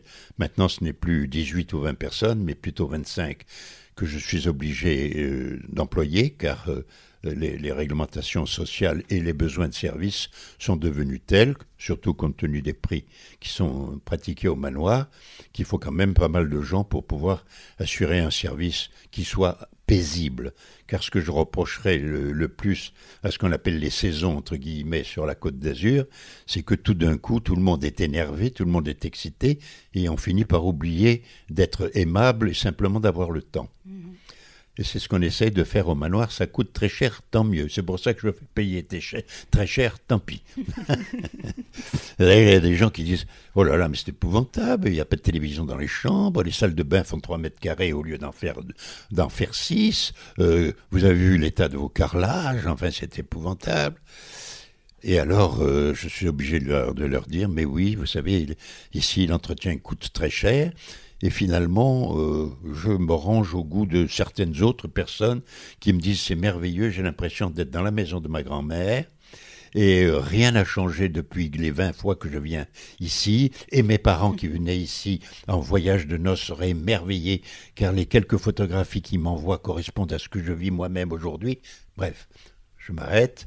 Donc, il y a cette espèce d'équilibre à maintenir entre les choses qui doivent survivre et les choses qui doivent changer.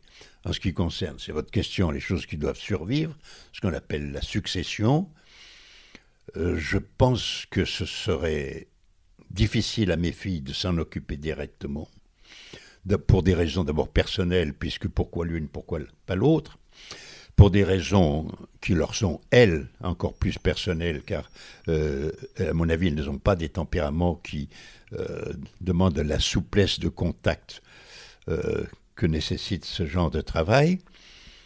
En revanche, elles sont extrêmement attachées à Porquerolles, et pas matériellement, elles le sont vraiment par la vie que ça représente pour elles. Et donc, il faudra malheureusement, je pense, que ce soit confié à quelqu'un d'autre. Alors, vous me parlez de gérance, etc. Ce sera peut-être malheureusement la solution, mais comment trouver quelqu'un qui puisse subir un tel poids, le poids du passé, le poids de l'histoire récente, et puis tout ce que vous m'avez demandé, ils vont en entendre parler. Et c'est un peu difficile. Alors, soit on tombe sur quelqu'un qui s'en fiche et qui ne pense qu'au tiroir-caisse, auquel cas il diminuera la qualité de l'établissement, soit on tombe sur quelqu'un d'adorable, de très gentil et tout, mais qui peut-être n'aura pas les compétences professionnelles requises. Donc, je chercherai sans doute un oiseau rare, si vous le connaissez, ou si vous-même vous voulez changer de vie, je ne suis pas contre. J'entends la proposition. On va venir à des questions un peu plus légères, Pierre. Sur votre lien à Porquerolles, quelle est la saison que vous préférez vivre sur l'île et pourquoi ? Très lâchement, je vais vous dire que c'est le mois de septembre. Évidemment, pour une raison essentielle, c'est que les grosses inquiétudes sont derrière, que l'eau est chaude, que je peux moi-même avoir pas mal de temps de libre. C'est vrai que maintenant j'en ai beaucoup, et que d'une manière générale, l'atmosphère de l'île est beaucoup plus décontractée. Je dois dire que je souffre pas mal, et malheureusement c'est certains membres de ma famille qui sont partiellement responsables de l'atmosphère qu'il y a sur le port pendant l'été, où c'est devenu une succursale du Lavandou, et encore du mauvais Lavandou. On va parler de la fréquentation. On va y venir, bien sûr. Pourquoi je préfère le mois de septembre ? Parce que le gros effort est derrière, parce qu'on peut se profiter de Porquerolles pour soi-même, et parce que la lumière oblique de septembre est magnifique. La plus belle saison, c'est évidemment du 15 mai au 15 juin, et notamment tout le mois de juin jusqu'au solstice. Mais là, il y a quand même l'inquiétude, et puis l'eau n'est pas encore très chaude, et puis il y a une espèce d'anxiété générale. En septembre, on est les rois. Est-ce qu'il y a un ou des endroits que vous affectionnez particulièrement à Porquerolles ? Très curieusement, je préfère l'intérieur que le bord de la mer. Je n'ai jamais été un homme de la mer. On me dit toujours quelle chance avait des bateaux et trucs. Un peu comme les Henry. Oui, et comme mes parents n'avaient pas le temps et les Henry n'avaient pas le goût. Ils ont eu 3 bateaux, ils sont tous allés au fond de la mer. Les bateaux, pas les Henry. Bon, eh bien moi, c'est pareil, les bateaux, ce n'est que du souci. Le jour où vous êtes libre pour sortir, il fait mauvais, ou le jour où vous sortez parce qu'il fait beau, le bateau ne marche pas, ou la personne qui devait vous emmener n'est pas là, enfin, etc. Donc la mer est un souci. L'intérieur, je vous dirais que j'aime beaucoup aller dans le fond du vallon de la solitude, non pas parce que je veux me mettre en solitude, mais parce que au-delà de la petite réserve d'eau que nous appelons le barrage, il y a sur la droite un sentier qui monte vers la source, une des 2 ou 3 seules sources qu'il y a dans l'île, qui ne sont pas des sources de résurgence, qui sont des résurgences de surface, c'est-à-dire que ces sources marchent lorsqu'il y a eu une période de pluie assez importante.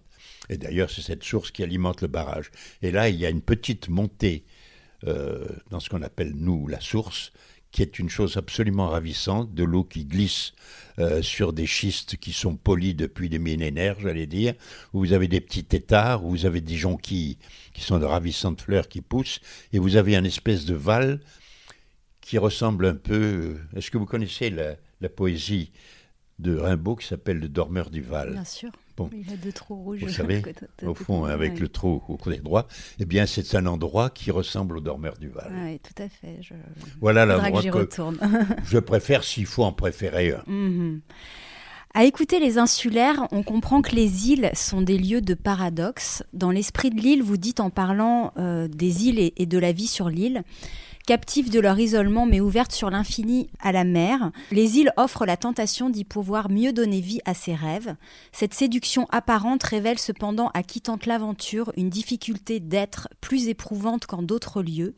Y vivre requiert une vigoureuse résistance à la solitude. Il n'est pas facile d'apprivoiser les lieux sauvages. Les charmes de l'exotisme ne compense pas le désert social. Pourriez-vous définir ce que Marceline Henry et vous-même aujourd'hui dans sa lignée vous nommez l'esprit de l'île ? C'est le résumé de tout ce que nous venons de dire, c'est-à-dire à la fois le sentiment de pouvoir vivre soi-même sans avoir trop la pression des autres, d'avoir le sentiment d'avoir la chance d'un contact avec la nature exceptionnel et aussi de pouvoir cultiver son originalité. Car les autres, c'est merveilleux, c'est l'enfer, mais c'est merveilleux. Mais quelque part, vivre avec les autres, ou trop d'autres dès le départ, me donne le sentiment de ne pas pouvoir, si j'étais une plante, d'avoir de feuilles, je n'aurais plus qu'une tige. Et à Port-Cros, toutes les feuilles poussent. Et pourtant, on sent quand même dans ce rapport à l'insularité qu'il y a une certaine difficulté. Vous l'exprimez, vous dites cette difficulté d'être plus éprouvante qu'en d'autres lieux. Donc on sent vraiment qu'il y a une forme de paradoxe à vivre sur les îles. Oui, le paradoxe, je l'ai partiellement exprimé. Le paradoxe, c'est que, étant obligé de vous en remettre pour la plupart des choses qu'à vous-même, car vous manquez d'ouvriers, vous manquez de personnes qui pourraient vous soutenir affectivement. Il y a pratiquement beaucoup plus de rapports entre soi et la solitude, entre soi et la nature, que de rapports avec les autres. Mmh. Par exemple, avoir une vie sentimentale, a fortiori familiale à Port-Cros, tient du miracle. Pourquoi ? Parce que dans cette île où chacun est obligé de défendre son précaré, non seulement pour son travail, pour l'endroit qu'il possède, mais aussi pour la rare profession qu'il peut y exercer, crée une espèce de surdimensionnement de l'individu. Ce surdimensionnement, très souvent, se manifeste soit sous forme d'agressivité, soit sous forme de renfermement sur soi, et que, par définition, on devient plus difficile à vivre et la vie est plus difficile à organiser à cause de l'insularité. Et donc, ce que je dis en disant qu'il faut être différent, il faut être plus fort parce qu'on se sent moins préservé qu'ailleurs, fait que à la fois vous êtes beaucoup plus vous-même, vous devenez beaucoup plus responsable de vos actes et de votre façon d'être, et en même temps, vous avez beaucoup plus de difficultés à survivre. Parce qu'aujourd'hui, vous savez très bien que le monde moderne nous fait vivre avec une telle facilité que très souvent, on ne se rend pas compte à quel point on est dénudé si on ne l'a plus. Mmh. Je ne dis pas qu'il faut aller tous les jours dans un supermarché, mais enfin, à Port-Cros, il n'y a pas d'école, il n'y en a plus malheureusement, il n'y a pas de médecin, il n'y a pas de... On dépend de tout, donc il faut prendre sur soi-même. Mmh. Et bien entendu, on en ressent une forme de solitude, y compris affective, qui est mal supportée. D'ailleurs, je vous dis entre parenthèses que si vous regardez les meilleurs gens du parc qui sont disposés au début avec un enthousiasme certainement absolument réel de venir travailler dans ce lieu, un parc national, la nature et tout, 1 ou 2 fois sur 3, ça ne marche pas. Soit parce qu'il y a un conjoint qui ne le supporte pas, soit parce que la personne est extrêmement déçue, parce qu'à la fois, elle voit le côté idyllique et elle voit en même temps les difficultés qu'il y a à y survivre normalement. Et donc, cette insularité met les gens devant l'équation. Si tu veux bénéficier de moi, fais l'effort que tu dois faire et auquel tu n'es plus habitué.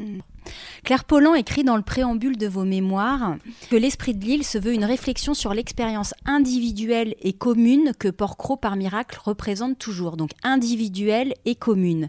Est-ce que c'est le propre des îles ou des territoires circonscrits au fort pouvoir d'attraction d'agir à la fois individuellement et collectivement sur ceux qui choisissent de s'y installer. Est-ce que vous pourriez un petit peu expliquer cette phrase sans parler forcément de fraternité insulaire, mais il y a quand même quelque chose qui lie les insulaires entre eux. Oui. Alors, vous savez, il est très probable, d'ailleurs les difficultés politiques le prouvent, il est très probable que la vie en commun avec les autres est de loin ce qui est préférable, mais jusqu'à une certaine limite. Et cette limite, pendant des millénaires, peut-être certainement plus, c'était la tribu. Qu'est-ce que c'est que la tribu ? Pas l'apostrophe, c'est pas le contraire de l'épithète, hein, la tribu. La tribu, c'était un groupe de personnes qui se choisissaient, ou auquel finissait par dominer un chef, qui pouvait avoir un rapport individuel avec tous les membres de sa tribu. Et donc, par conséquence, cette tribu se limitait à, on pense, d'après les ethnologues, que c'était limité entre 200 et 250 personnes. Au-delà, il ne peut plus y avoir de contact direct entre le chef et sa tribu. Mmh. Et donc, l'insularité, par le fait qu'elle crée une tribu naturelle, puisque même à Porquerolles, je crois qu'on atteint à peu près ces chiffres. C'est ça, on est à 250, 300. Ouais. L'insularité vous remet dans ce que j'appelle l'atmosphère tribale, qui fait que les rapports entre les gens sont différents de ce qu'ils sont dans un environnement où on est beaucoup plus nombreux. Et que donc cette espèce de cercle extraordinaire ne peut, et les rapports qu'on y maintient, ne peut exister que jusqu'à un certain nombre, mais pas en dessous d'un certain nombre. Et que là, justement, différence entre Porquerolles et Porquerolles, et qu'à Porquerolles, nous sommes descendus en dessous de ce nombre. Je parle des gens permanents et des gens qui vivent pratiquement toute l'année ensemble. Parce qu'en dessous d'un certain nombre, le réflexe tribal disparaît et le réflexe individuel prend le dessus. Le réflexe tribal avait, semble-t-il, le grand mérite à la fois d'accepter l'autorité d'un seul, de pouvoir être soi-même tout en ayant le sentiment et des rapports avec les autres. Quand on tombe en dessous d'un nombre qui probablement doit se situer autour de 10 ou 15, alors là, on en revient uniquement au rapport individuel. Je remets ça presque en parallèle, mais c'est un peu excessif. Il y avait un livre que j'avais lu quand j'étais étudiant, je crois, qui s'appelait Seul, et c'était l'amiral Byrd, B-Y-R-D, je crois qu'il avait écrit, et où il s'agissait de trouver le nombre exact de gens qu'il fallait laisser dans l'Antarctique, au pôle sud, pour savoir comment ils pouvaient y rester 1, 2 ou 3 ans seuls. Il s'était aperçu qu'à 3, il y en avait tout de suite 2 contre 1. Qu'à 2, il y en avait toujours un qui égorgeait l'autre, et que un individu seul qui avait une force mentale suffisante pouvait survivre dans un endroit aussi, je peux le dire, sans rapport avec les autres. Donc, c'est qu'en dessous d'un certain nombre, la réaction individuelle devient tellement forte qu'on est contre les autres. Et c'est ce qui guette Porquerolles. Heureusement, de temps en temps, il y a une espèce d'apport extérieur qui nous remet dans le droit chemin.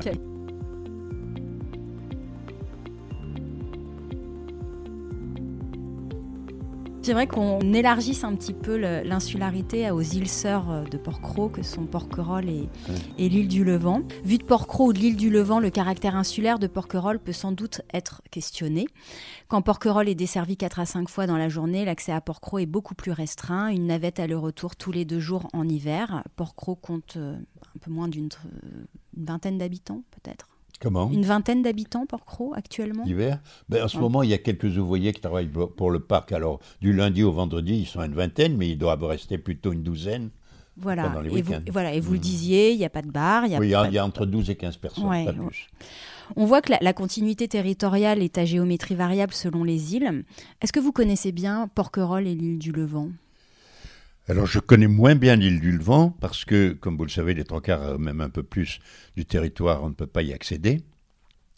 Que je n'ai pas un attrait systématique et pour le côté naturel de l'île du Levant, qui a un manque terrible. Il n'y a pas d'arbres, ou il y a très peu d'arbres, il y a des petits jardins particuliers. Il n'y a pas de forêt à l'île du Levant.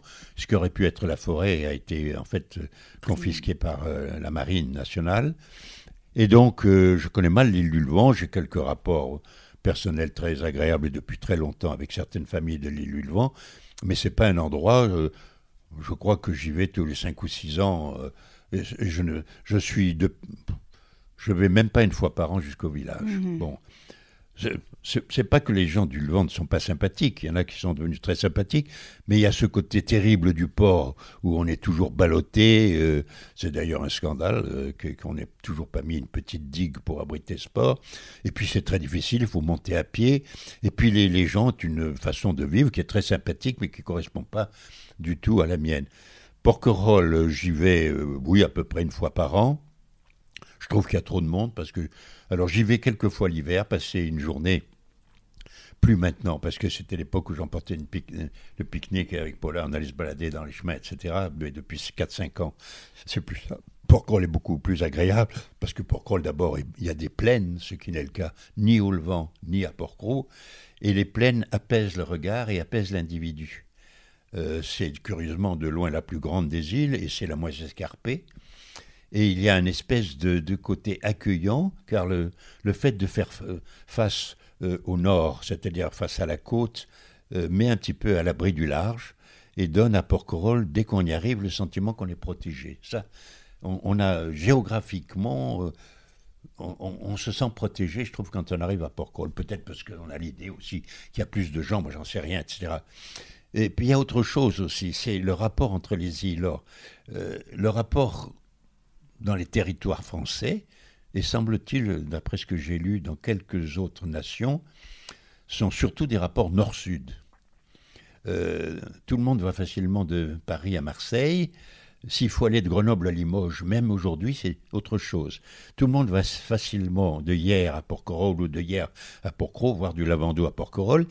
Mais pour aller de Porquerolles à l'île de Porquerolles ou inversement, c'est curieusement beaucoup plus difficile. On a l'impression que la rayure horizontale est infaisable, alors que verticalement, c'est évident. Oui, vous avez anticipé une de mes questions, les liens interinsulaires. Alors, les liens interinsulaires dépendent de cette espèce de très curieux miracle qui fait... Alors évidemment, c'est lié au fait que d'un côté, il y a la civilisation qui est au nord des îles, et de l'autre côté, il y a le sauvage qui est au sud de la civilisation. Mais de toute façon, si vous regardez le territoire français, est-ce à cause des territoires montagneux, j'en sais rien, des fleuves ou quoi, mais les rapports nord-sud sont toujours faciles, et les rapports est-ouest sont toujours difficiles. Eh bien c'est pareil pour nous, c'est-à-dire que même à l'île du Levant, qui est à 2 km du port de Porquerolles, on a l'impression qu'on va aller chez les autres, et que donc vivement, on va chez le dentiste au Lavandou, ou on va au port de Hyères, ou on va faire réparer, ou on va même faire un pique-nique au Cap Bénat. Brégançon est plus proche de nous que, je sais pas, moi, les Gades. Mmh. Donc finalement, il y a assez peu de liens, les Porquerolliens, les Levantins et les Porquerolais se connaissent assez peu. Pour le moment, il semblerait qu'en quelque sorte au forceps de la solitude, sorte une espèce de désir de mutualité, sinon de solidarité, mais de mutualité, en tout cas Porquerolles, le Levant. Bon, au Levant, il y a le problème qu'on connaît bien, qu'une certaine partie des gens qui y habitent ont des façons de vivre qui sont un peu particulières. Mais, bon, voir des gens tout nus, pas beau, c'est pas très grave, mais ça finit par être un petit peu comme les minorités qui deviennent des majorités. En politique, c'est comme ça que ça se passe. Donc, le rapport avec l'île du Levant, pas très facile. Et avec Porquerolles, d'abord, il y a toujours eu un extraordinaire snobisme des Porquerolais vis-à-vis des Porquerolliens, et de la part des Porquerolliens, un sentiment d'unicité qui refuse les Porquerolais. Donc on n'en sortira jamais. Alors, comme je vous le disais là en préambule, il se trouve qu'il y a maintenant un tel sentiment qu'on a quand même un trésor commun à définir, mais vous savez, on sait qu'il existe. C'est comme quand il est caché, il faut creuser la terre pour le trouver. Et donc, il y a peut-être des petites lumières qui s'allument pour une forme, sinon de solidarité, mais une forme de communauté qui prenne naissance, c'est pas impossible. Il n'est pas impossible, on y avait même pensé sur le plan administratif en créant un seul adjoint pour les 3 îles, par exemple. Bon, c'est vrai qu'il y a des soucis différents. Et puis maintenant, Porquerolles a été mis sous les mains de personnes qui ont beaucoup d'argent. Il y a quand même, que ce soit Chanel ou Carmignac. que ce soit Chanel ou que ce soit monsieur Carmignac. Voilà, Carmignac, ça fait quand même un peu lourd tout ça. Donc je ne sais pas si les Porquerolais ne vont pas dire que finalement on était bien pas mal à Porquerolles aussi. Alors peut-être ce qui pourrait rassembler Porquerolliens, enfin les insulaires en général, les insulaires des îles d'Or, ce serait... Non, j'en ai pas la moindre idée. Je sais seulement que ce sont des îles, Porquerolles au premier chef, mais Porquerolles dans la lignée certainement aussi. Ils sont victimes de cette hyper-fréquentation galopante subie pendant l'été. L'été dernier a été particulièrement violent et douloureux pour les Iliens, surtout après la période de confinement. Ça a été quand même un contraste saisissant. 10-12 000, je crois. Ouais, c'était assez colossal. 10 fois plus qu'à Porquerolles. Néanmoins, je pense que vous devez également être témoin de la montée de la fréquentation à Porquerolles. Oui, il semblerait qu'à Porquerolles, mais ça c'est un peu à cause du parc et des interdictions de mouiller, etc., ce soit plus difficile de monter au-dessus d'un certain seuil. Il semblerait que le maximum a été atteint plutôt au début des années 2000. Donc, non, je pense que le parc est beaucoup plus prégnant à Porquerolles qu'à Porquerolles.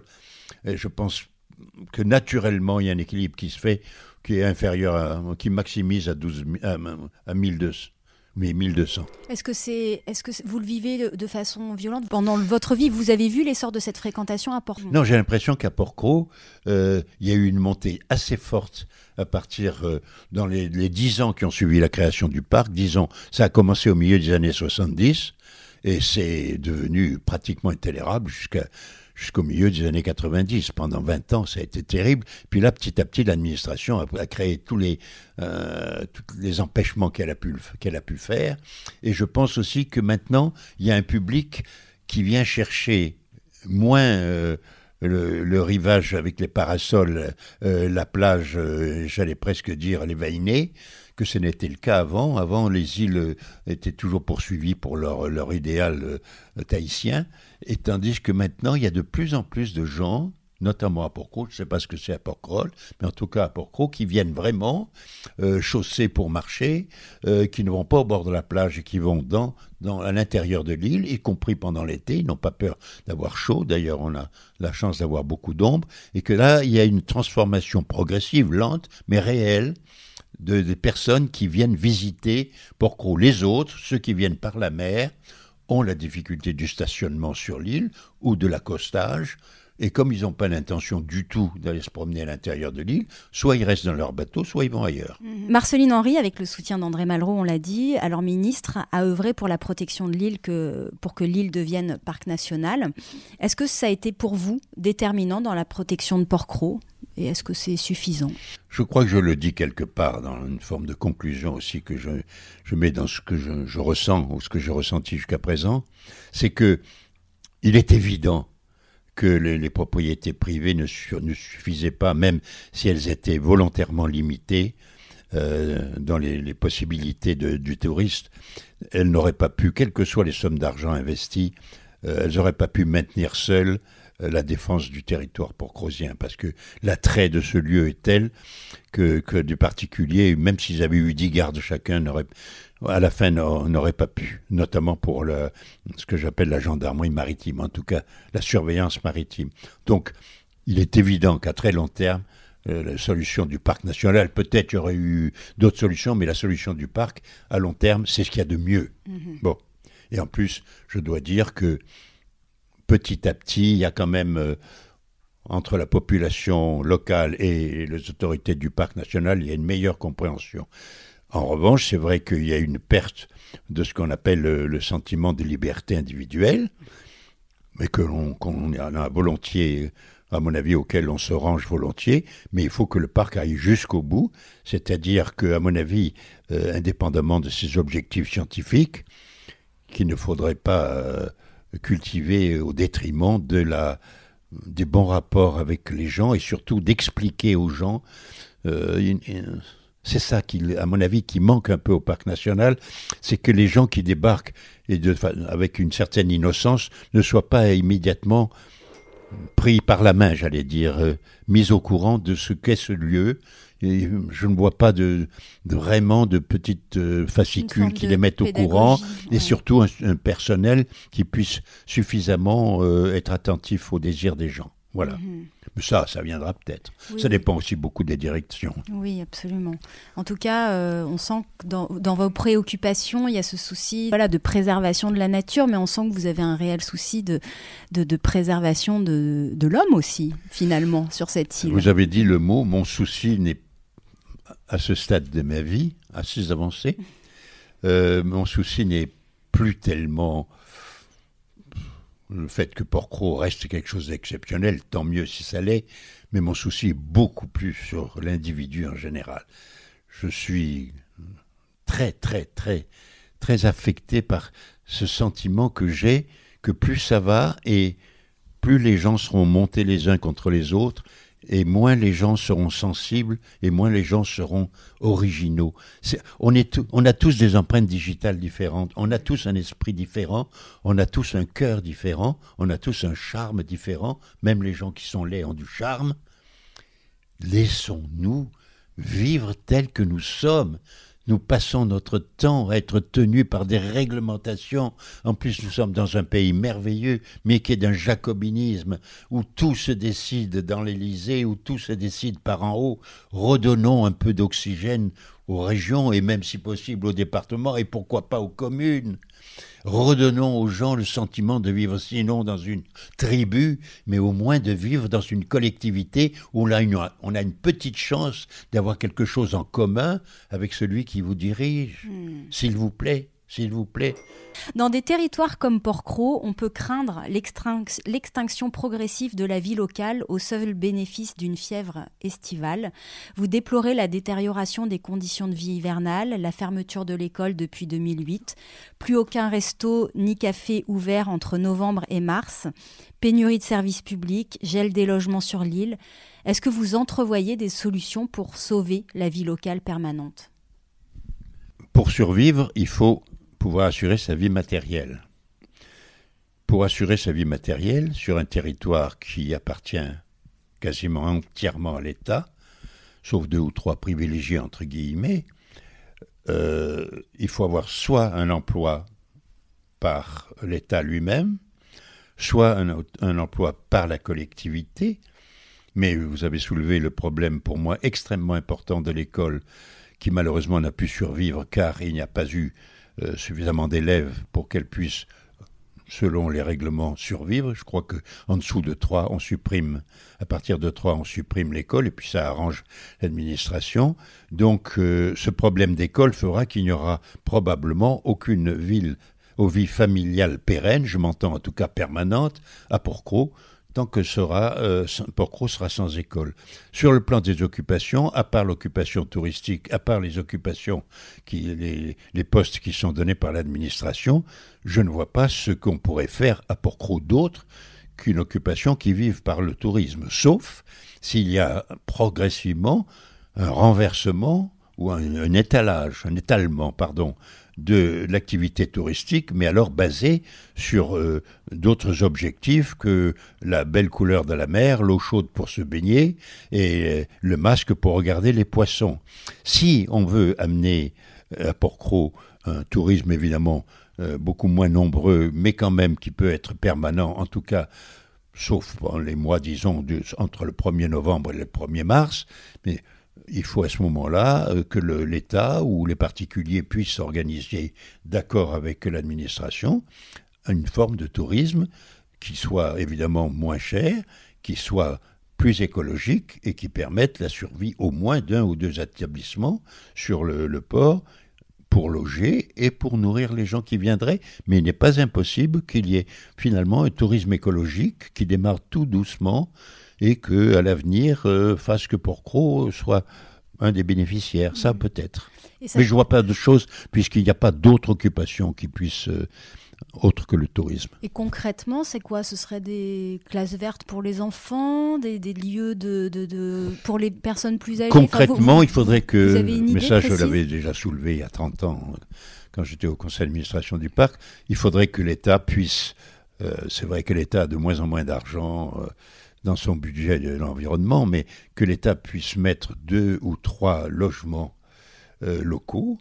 Et Dieu sait que ce ne sont ni les endroits, ni même les vieux espaces qu'on puisse restaurer ou construire, de façon à assurer à 2 ou 3 familles la possibilité de vivre à l'année à Porquerolles, en ayant, soit en travaillant directement pour l'État, soit en étant locataire de l'État, à condition d'exercer telle ou telle activité. Je ne sais pas, un boulanger, un sculpteur, je sais pas, faire un local pour des écrivains. Qu'il y ait la possibilité de vivre à Porquerolles humainement. Il faut penser que en 2021, actuellement, nous sommes le 20 février, vous débarquez à Porquerolles, vous ne pouvez boire ni un verre d'eau, ni une tasse de café chaud. Des personnes âgées qui pourtant font beaucoup d'efforts. Il y a beaucoup de gens à la retraite qui viennent se promener à Porquerolles l'hiver, qui prennent leurs cannes et qui prennent leurs chaussures de marche. S'ils ont une mauvaise traversée, il n'y a pas un endroit où ils peuvent se réchauffer. Enfin, c'est pire que la Lozère. C'est aride. Oui, mais on y revient à la Lozère. Ouais. Bon, pardon. Et alors, on voit bien que ça relève des autorités, du parc national. Vous qui connaissez bien les Porquerolliens, est-ce que ce sont des problématiques que les Porquerolliens portent collectivement ou est-ce que c'est très difficile? Alors, on en revient à l'esprit tribal. Chaque individu porquerolien porte collectivement l'envie d'avoir une maison de plus. Je vais vous dire, ceux qui y sont déjà, qui ont la chance, sont désespérés de voir que leurs enfants, ne parlons pas de leurs petits-enfants, ne peuvent pas rester sur l'île, parce qu'ils ne savent pas où habiter. On ne peut pas habiter dans une famille de 6 personnes dans 2 pièces. Il me reste 2 questions, Pierre. Oui. Est-ce que je vais me marier? Non. Quelle est votre définition du porquerolien? C'est comme un marron mûr et il a des épines à l'extérieur et il est très bon à condition qu'on sache le cuisiner. Très joli. Quand vous êtes loin de l'île et que vous pensez à Porquerolles, quelle est l'image qui vous vient immédiatement et spontanément à l'esprit? Plonger dans l'eau claire. Moi qui ne suis pas de la mer. Alors ça vient d'où? Je pense l'émerveillement, l'éblouissement de la nature. Malgré que, comme je vous l'ai dit, j'aime pas du tout aller en bateau, mais c'est les baignades que j'ai fait quand j'avais 12, 15 ans, où sans masque, on ouvrait les yeux dans la mer et on voyait le fond, tellement c'est pur. Bon, ça picotait au bout d'un moment, parce que l'eau est chargée à 35 ou 38 grammes de sel par litre, mais pour moi, l'éblouissement de Porquerolles reste dans tout d'un coup sauter dans l'eau. Bon, c'est primaire. Hein, c'est primaire, mais c'est même primitif. Bon. Non, alors je pourrais avoir des références culturelles, le manoir, la famille, les Henri. Non, plonger dans l'eau claire. Nous sortons de l'eau et à Porquerolles, on peut y retourner. Bah écoutez, merci beaucoup Pierre pour cette plongée dans les eaux de Porquerolles et merci pour votre sensibilité. On retourne dans le... Ah, le liquide amniotique. On dit une femme perd ses os, en fait elle perd le liquide amniotique. Dans lequel baignait le fœtus. Eh bien, quand vous plongez dans l'eau claire à Porquerolles, vous retournez au lézard initial que vous étiez, au mollusque initial que vous étiez. C'est formidable. Et à l'inverse, pourquoi les baleines sont si malheureuses? Parce que les baleines, c'était des vaches. Pourquoi les baleines auraient tendance à aimer les hommes? Évidemment, elles les voient mal. Il y a une telle promiscuité entre les gens, entre les races, entre les formes biologiques issues de la même petite poussière d'étoiles, que de temps en temps, et malgré les siècles et les millions d'années qui nous séparent du début, de temps en temps, tout d'un coup, il y a une espèce de tendresse pour ce qui est différent de vous, mais qui a quelque chose de vous. Très curieusement, plus on est dans la nature et plus on se rend compte que les végétaux, je vais vous dire, jusqu'à l'âge de 55 ou 60 ans, je coupais volontiers l'herbe, je cassais volontiers une branche, mais petit à petit, j'ai pris une espèce d'amour du végétal qui me fait du bien parce que je touche les eucalyptus, la peau des eucalyptus du manoir, parce que j'ai l'impression de quelque chose de fraternel. Et je n'exagère pas mes mots, vraiment. Il y a une espèce de... On est issus de la même chose, ils vivent différemment, moi aussi. Mais eux, ils ont la vie que je préfère. On va rester sur la peau des eucalyptus. Oui, tout à fait, très curieux. Merci infiniment, Pierre. Moi, je vous ai un peu bafouillé. Pas du tout. Non, je veux dire, je me suis un peu étendu. Je sais qu'il y a des choses que vous vouliez que je dise et que je n'ai pas dire. Merci à Pierre pour cet échange passionnant. Je vous redonne les références de son merveilleux livre paru aux éditions Claire Pollan, L'Esprit de l'île, récit de son destin insulaire qui retrace à travers mémoires et photos un siècle d'histoire de l'île. Je vous mettrai le lien dans les notes de l'épisode sur fragileporquerolles.toutattaché.com. Si ce n'est pas déjà fait, vous pouvez toujours vous abonner au podcast Fragile sur Apple Podcasts, Deezer, Spotify ou toute autre plateforme d'écoute. Cela vous permettra d'être notifié des nouveaux épisodes tous les 15 jours. Et si cet épisode vous a plu, surtout, n'hésitez pas à en parler autour de vous. Pour les détenteurs d'iPhone, si vous voulez apporter un vrai coup de pouce au podcast, laissez un avis 5 étoiles sur Apple Podcast avec un petit commentaire. C'est la meilleure manière de le soutenir et ça me fait toujours infiniment plaisir de vous lire. On se retrouve très vite. À bientôt.